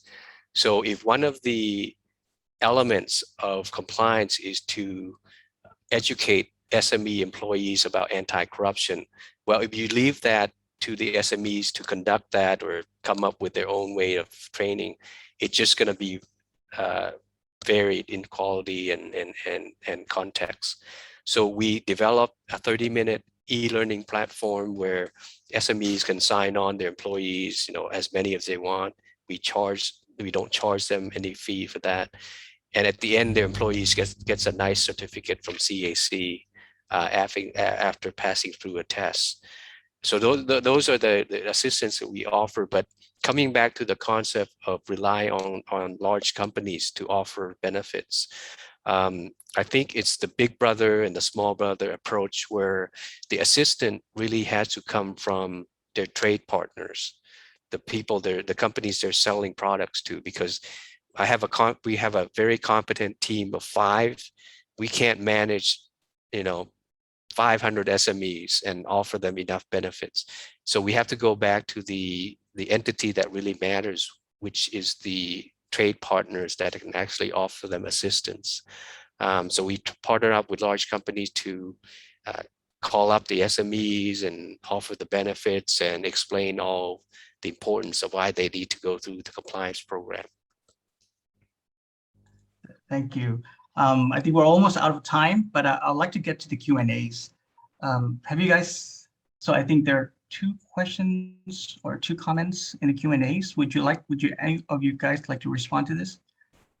Yeah, hi, Ryan. I think there is a question that refers to from a participant from Ghana that talks about how do private businesses that need permits and licenses, how do they deal with the risk of corruption? I think that's a very difficult issue to deal with. It's at a very pervasive and a very at a ground level. And I think it's good to know that there are resources out there that can be used. And firstly, of course, there has to be the determination to want to try it, because when you do something like that, you try to resist, then there will be pushback. but there needs to be some persistence in it. So, and I deliberately use the word resist because ICC came up with a guideline that stands for resist. And resist means resisting extortion and solicitation in international transactions. So the resist principles are set out in a document in the ICC that was issued by the ICC. And just very quickly, without sort of going into too much detail on the various steps that can be taken, I'll just summarize it as three broad types of conduct or three broad kinds of responses. Firstly is refuse, secondly is report, and thirdly is regroup. So if you were to, basically, if there were to be any requests for payments, facilitation payments or bribes in relation to the issuance of permits or licenses, then the advice is firstly refuse it. And refuse, say, I want to talk to your supervisor. Is there a receipt if I were to make any kind of payment?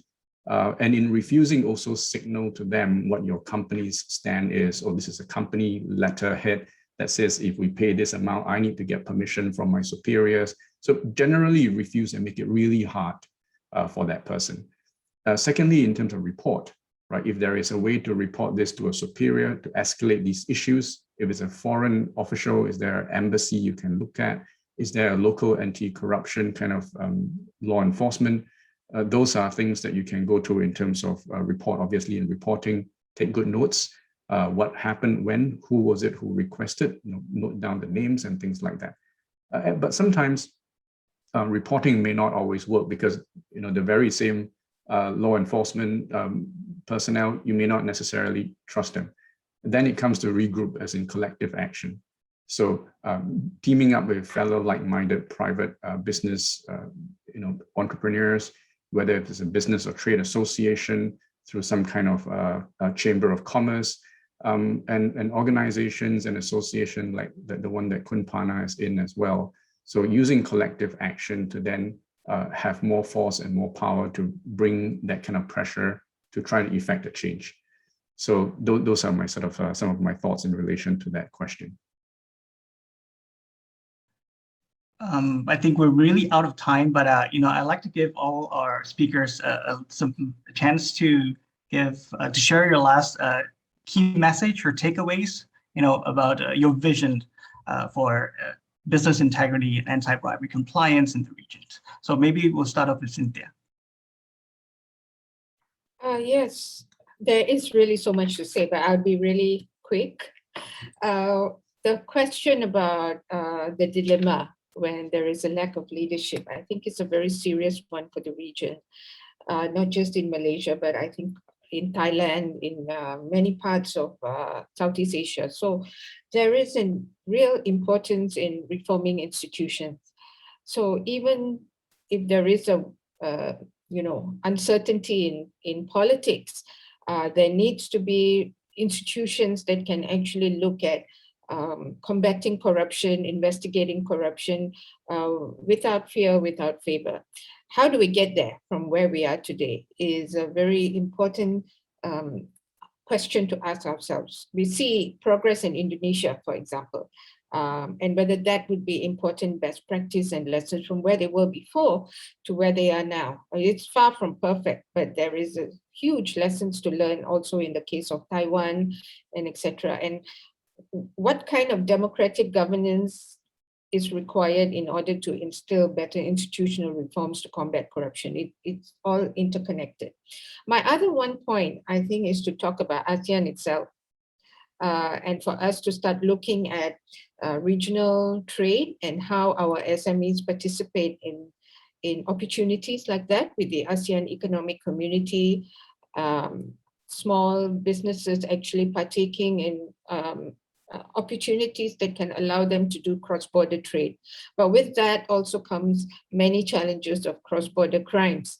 And we're talking about a lot of stuff now that we need in terms of, developing better reporting mechanisms among ourselves. So if there was a regional issue between, say, a fisheries thing between Thailand and Malaysia, how do we combat it together? And which are the companies involved on the Thailand side and on the Malaysia side that we actually need to address together? And that kind of mechanism isn't even there or in place. So there are many things that we should talk about, but I think this whole issue of responsible business and business integrity is something which we need to empower further, and we need to look at post-pandemic recovery, because it's easier to talk, but it's very difficult to survive in this kind of situation. So we hope we can play a role, a small one, but an important, effective one, together with the UN, with different organizations like the Rule of Law Initiative, ABA, and many others that are looking at similar empowerment work. Thank you. Thank you, Cynthia. We're 5 minutes beyond, so I'm very sorry, Khun Phana and Wilson. I can only give you 30 seconds each. Sure, I'll be quick. So 2 things in mind. One is that we need to foster collective action as a region. And CAC here in Thailand, we've been asked to assist other efforts in the Southeast Asian countries to formulate CACs. We're happy to do that. So if anybody who's listening would like to get more information about what we do, please feel free to contact me directly. And the second thing is echoing Cynthia's aspiration in terms of cross-border, but I look at it in terms of trade partners. So if, let's say, Singapore requires importers of anything into their countries to be certified on anti-bribery, whether it's ISO 37001 or CAC or what have you, then that creates the demand for companies wanting to have compliance. And if we can do that as a region where all the trades requirements are in place, I think that helps create demand. Thank you. I'll be really quick, Ryan. So my key takeaway for everyone here is that anti-corruption compliance is not a Lego brick building exercise. You can picture a Lego structure put together by many red Lego bricks, and maybe that's your business. Is building a compliance program similar to maybe taking some green bricks and sticking onto it and bolting it on? And if that's the case, then you're simply just drafting policies, doing assessments, and then setting up whistleblowing channels on its own. In effect, I think you would like to think of building an effective anti-corruption program as being similar to taking green paint and pouring it all over your red brick structure. So ethics is part of your business strategy. Compliance should fit into your wider risk management framework. Expand your business risk assessment into anti-corruption risk. When looking at vendors for qualification and experience, also look at their integrity. That will make things easier and more cost-effective for small and medium enterprises. Thank you. Thank you, all speakers. So that's all the time we have. That marks the end of our discussion.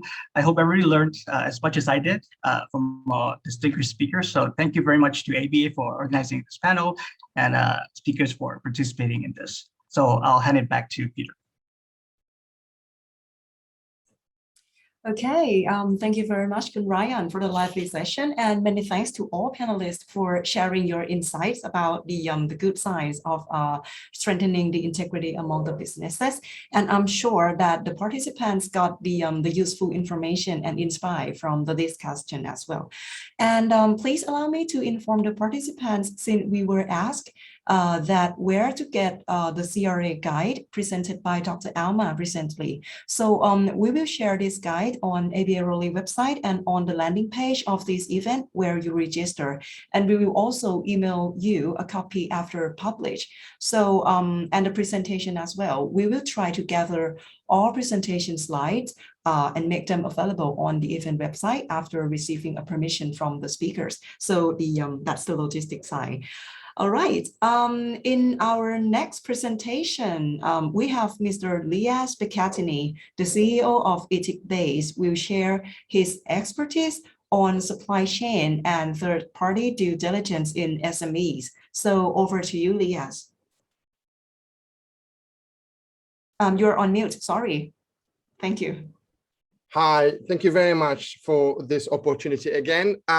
If you allow me, I am going to turn off my camera because my connection has gone really bad suddenly when I'm here. So I'm going to turn it off if that's okay with everyone.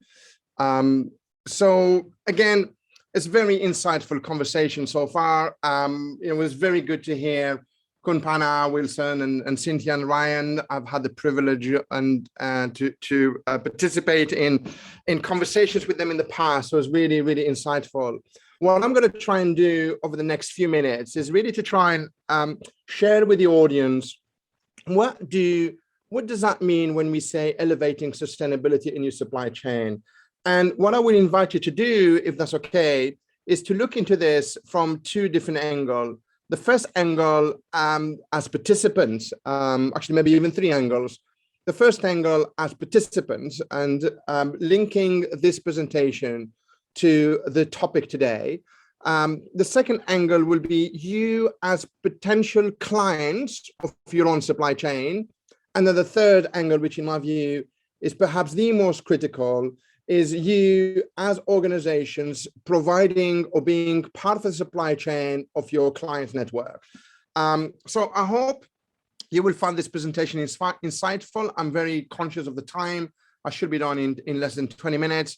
And by the end of this session, we hope that you leave with some understanding around how your company can have a real impact on yourself as well as your suppliers. We know that most ESG programs, particularly and scoring, apply to a small number of organizations, a small number of suppliers. And we also know that a lot of focus has been on organizations who spend the most rather than the organization who can have the most influence on. Hence, this presentation designed to really address the wider spectrum, including all of the suppliers and all of the organizations within the supply chain. So just a very quick introduction of Ethics Base. We started in 2011, head office is in Singapore. When we started, very much an anti-bribery, anti-corruption focused business. We brought automation and instant analytics to create a world-recognized risk assessment tool, helping organizations to review the risk of their third parties at the onboarding stage, but also on an ongoing basis. And also what clients ended up doing is instantly identify anti-bribery risk within their supply chain. And we do this using a combination of what we call smart questionnaires or policies attestation, signing code of conduct, and a combination of many kind of areas that would define automatically if there is a risk or not.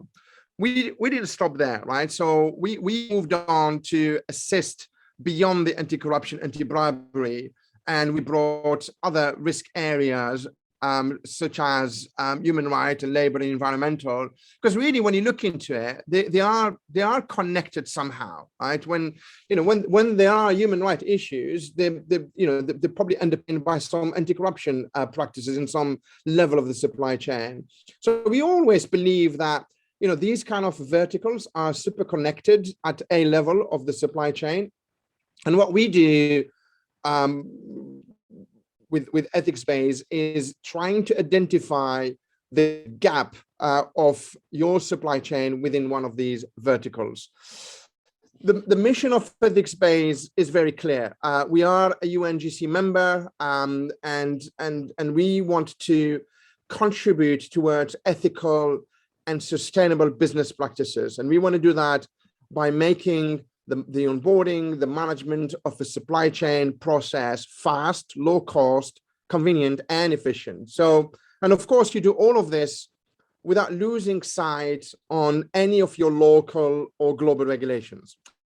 How do we do it? It's very simple in our view. Again, it's through a combination of simple, configurable, cloud-based technology. We bring data from open sources.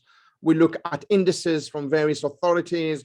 But at the end of the day, you as an organization, you can then, as a result of this machine operating rhythm, obtain a result of instant risk scoring to a high number of your suppliers, if you wanted to, across different risk areas. And we do this through an advanced dashboard reporting, helping third parties. And this is really what I think you could benefit from today's session, helping third parties understand where they need to focus. And I saw a couple of questions earlier, and one of them was, where do we start, right? I mean, there is an appetite to do something, but where do you start? And really, and Wilson addressed that, there are simple, one step at a time approaches you could apply to do this. The approach we support, the approach we encourage is an ESG support approach. The reason you can see us against progressing from the ABC, anti-bribery corruption, to ESG, because really through ESG you are able to capture a wide range of risks. So let me share with you how we, with time, have reached so quickly a place where we believe, and so do our clients, the ESG route is perhaps one of the most efficient one. And we did this by looking at three things. Number one, we looked at three types of organizations providing ESG solutions. You've got those ESG providers focusing on large corporates only, and they provide an ESG score or an ESG position on the client directly. They want to touch small organizations most of the time, and they certainly would not touch the supply chain.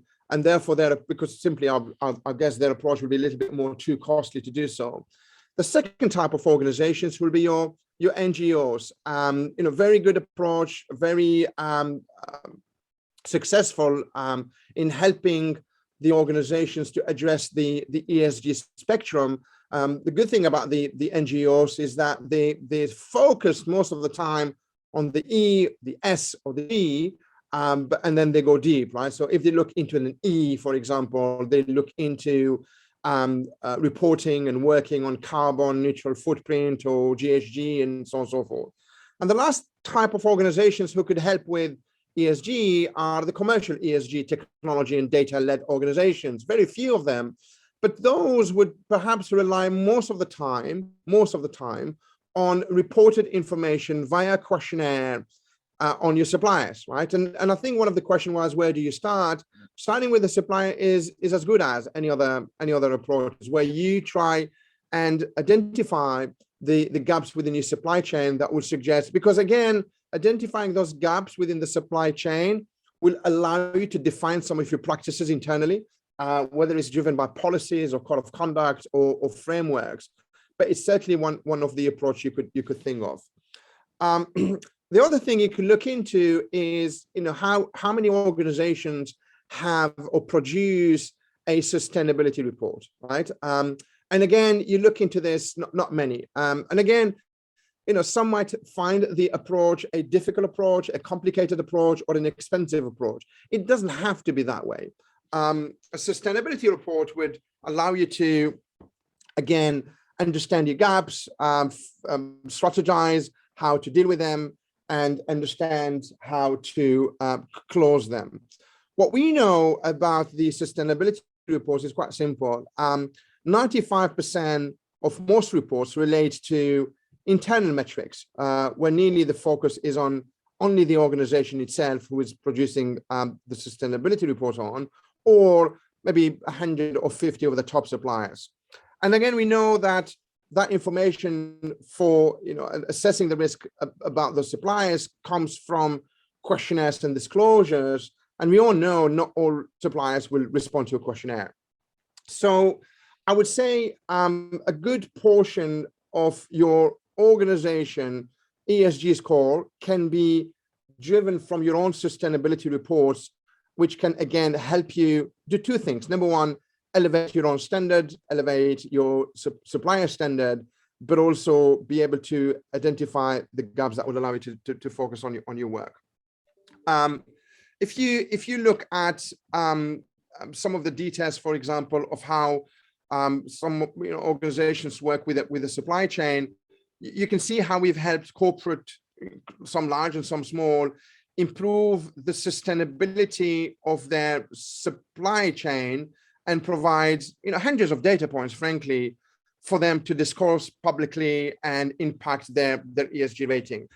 Again, as a potential supplier to your clients, just think about the impact you could have on your clients by providing a report which suggests you are doing the right thing as a supplier. You literally going to make the decision-making process a lot easier. So we can, and this is what ethics-based does, really. It assists clients, whether you're a supplier or a client, with data. We help you define the right strategy, particularly around the supply chain, and that's what we focus on mainly. If you look at the, if you go back to the ESG element, and if you say, let us look into how the taxonomy of our ESG functions, given that we are globally recognized in extracting and gathering public record information on private companies, and over time we've produced, literally hundreds of thousands of ESG reports on companies worldwide.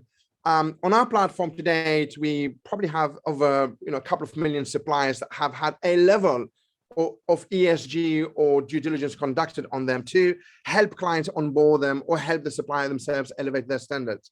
So we look, and to do this, we look at a combination of both risk, which is past controversies, and this again will allow a level of understanding of historical risk pressure, right? So, because for your clients to assess how to onboard you, they look at your risk position, they look at your past controversies, but they also look at your resilience. And resilience is how you, as a potential supplier, as an SME, how you're preparing for issues related to one of those 4 risk areas. Do you have the right commitments, the right policies, the right public position to prevent controversies from happening, or to fix some controversies that have already happened?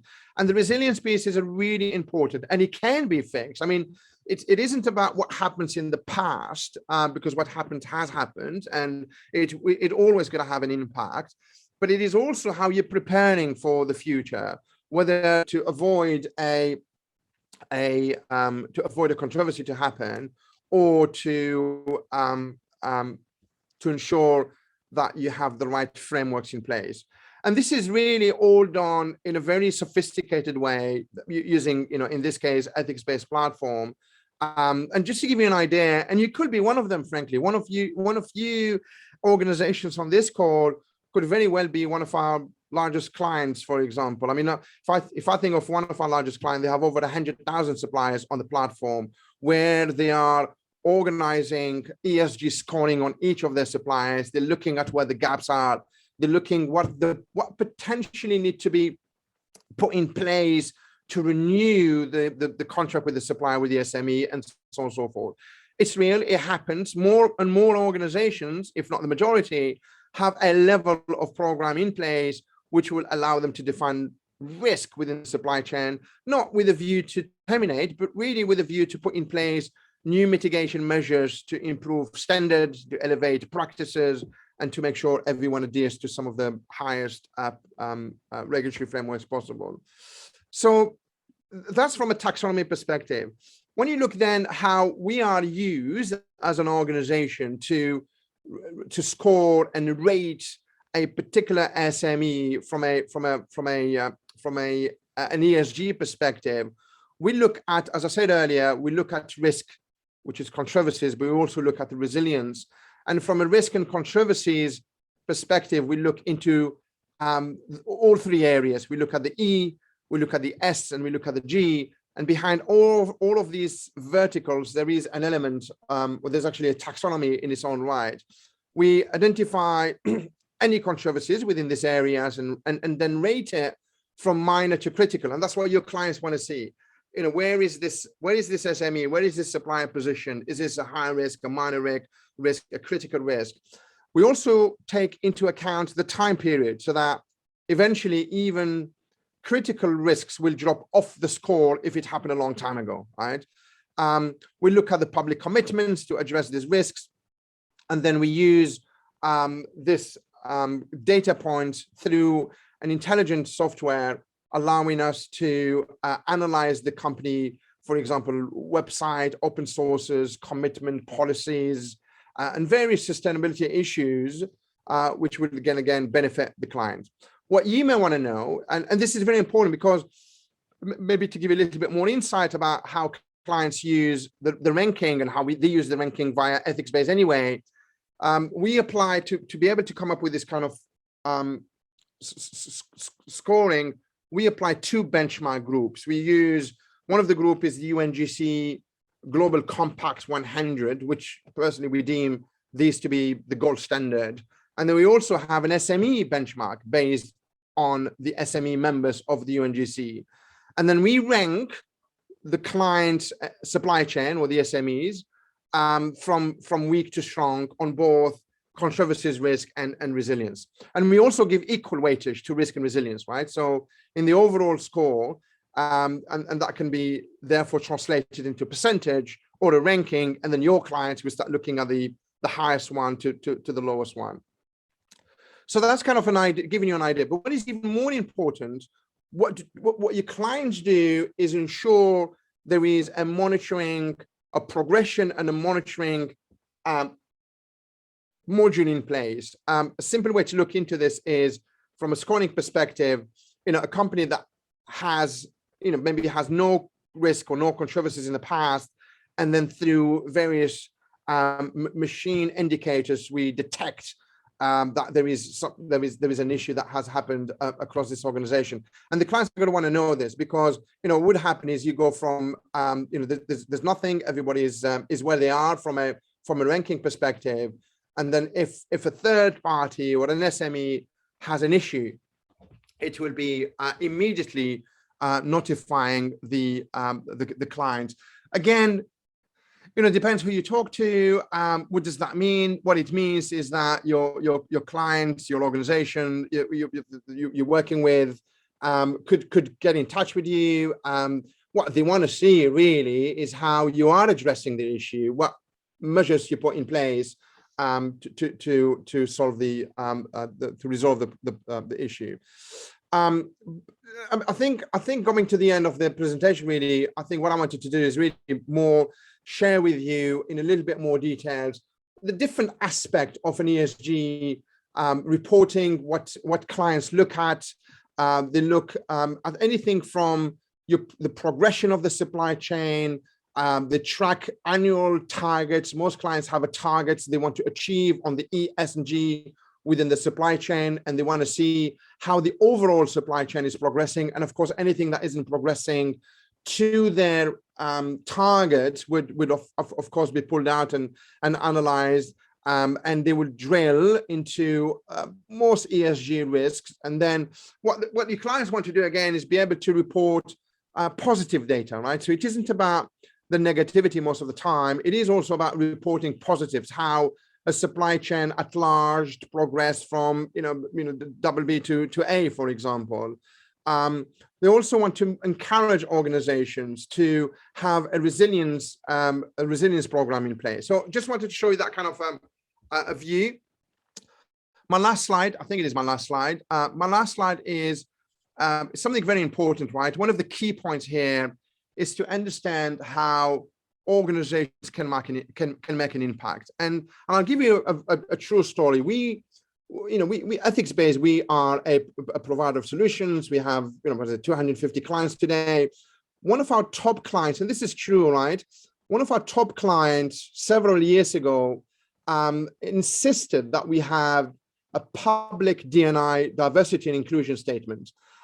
Because we come up as a supplier as a gap on our ESG scoring 4 or 5 years ago from a D&I perspective. So of course, immediately we did this. We enacted a policy. We put in place the measures to monitor the policy. We have introduced a diversity goal. We have introduced a diversity hiring program. So it's not just a paper pledge. It's more of an improved way of operating. The point I'm trying to make is this, right? A very simple request from a client to a supplier, in this case, our client to EthicsBase, a very simple request by this client has improved our business and improved our ESG scoring. And more importantly, the daily working environment of the 200 people working today for EthicsBase. So all of us, you as suppliers, you as clients, have the power to do that.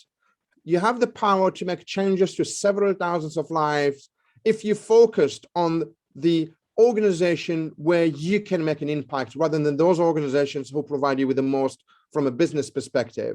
And I hope you see how you can help achieve this. So having said that, I wanted to just say thank you again for giving me the opportunity to share this presentation with you. I hope you find it insightful. And if any information needed, please do not hesitate to contact our ethics-based team.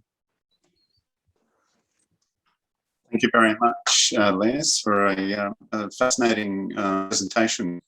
Could I just ask, we've got time for one question here, and that is one of the themes today has in the discussions has been the good governance, good practices, clean business is good for commerce, it's good for profitability, it's good for business.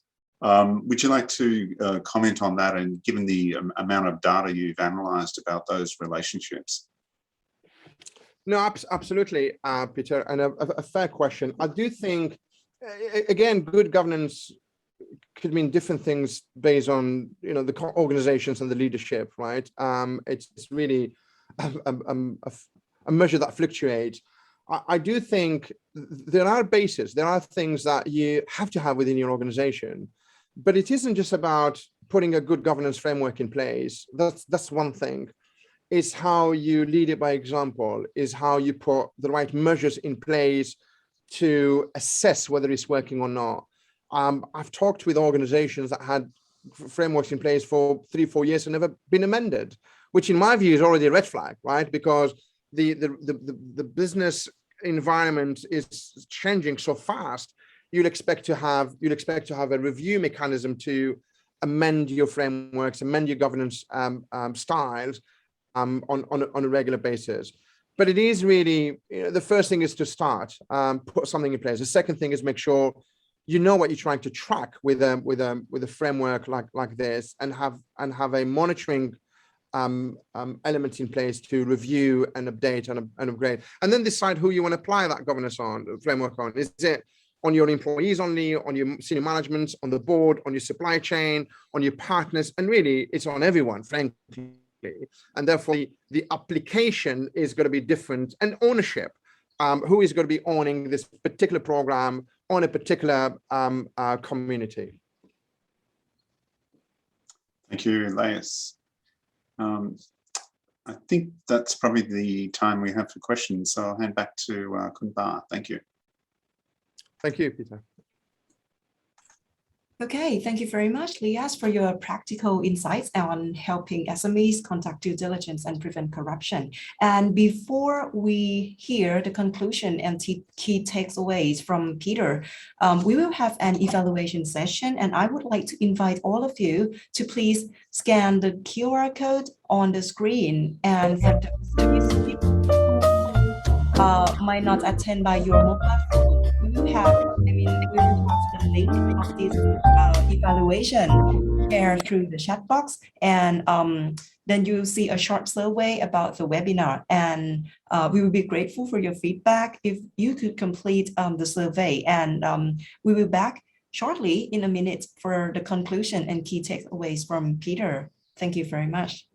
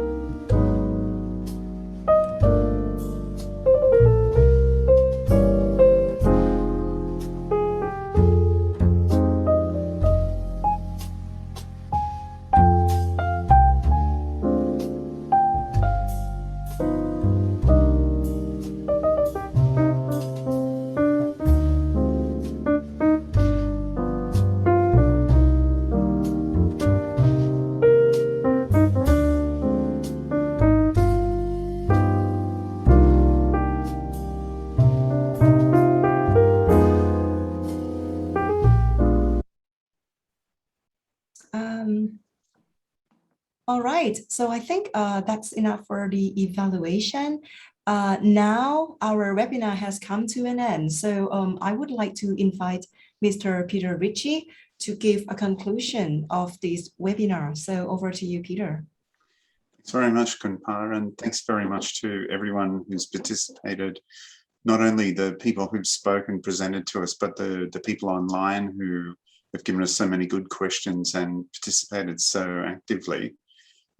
Just a few quick themes from today's discussion. I think we've seen quite a lot that if there's one overarching theme, it's that integrity is overall good for business, and that it mightn't necessarily be easy always getting there.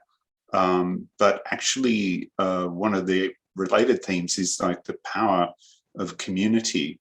And I think we've seen in the case of the Coalition Against the Corruption, having 500 businesses starting to partner with smaller businesses and starting to offer benefits and inclusions, and to make it easier for organizations to adopt an integrity culture. So we saw the example of the firm that was donating gifts under compulsion, really, but once it had been part of the integrity initiative, it was able to say, oh, I'm sorry, we no longer have a no gift policy.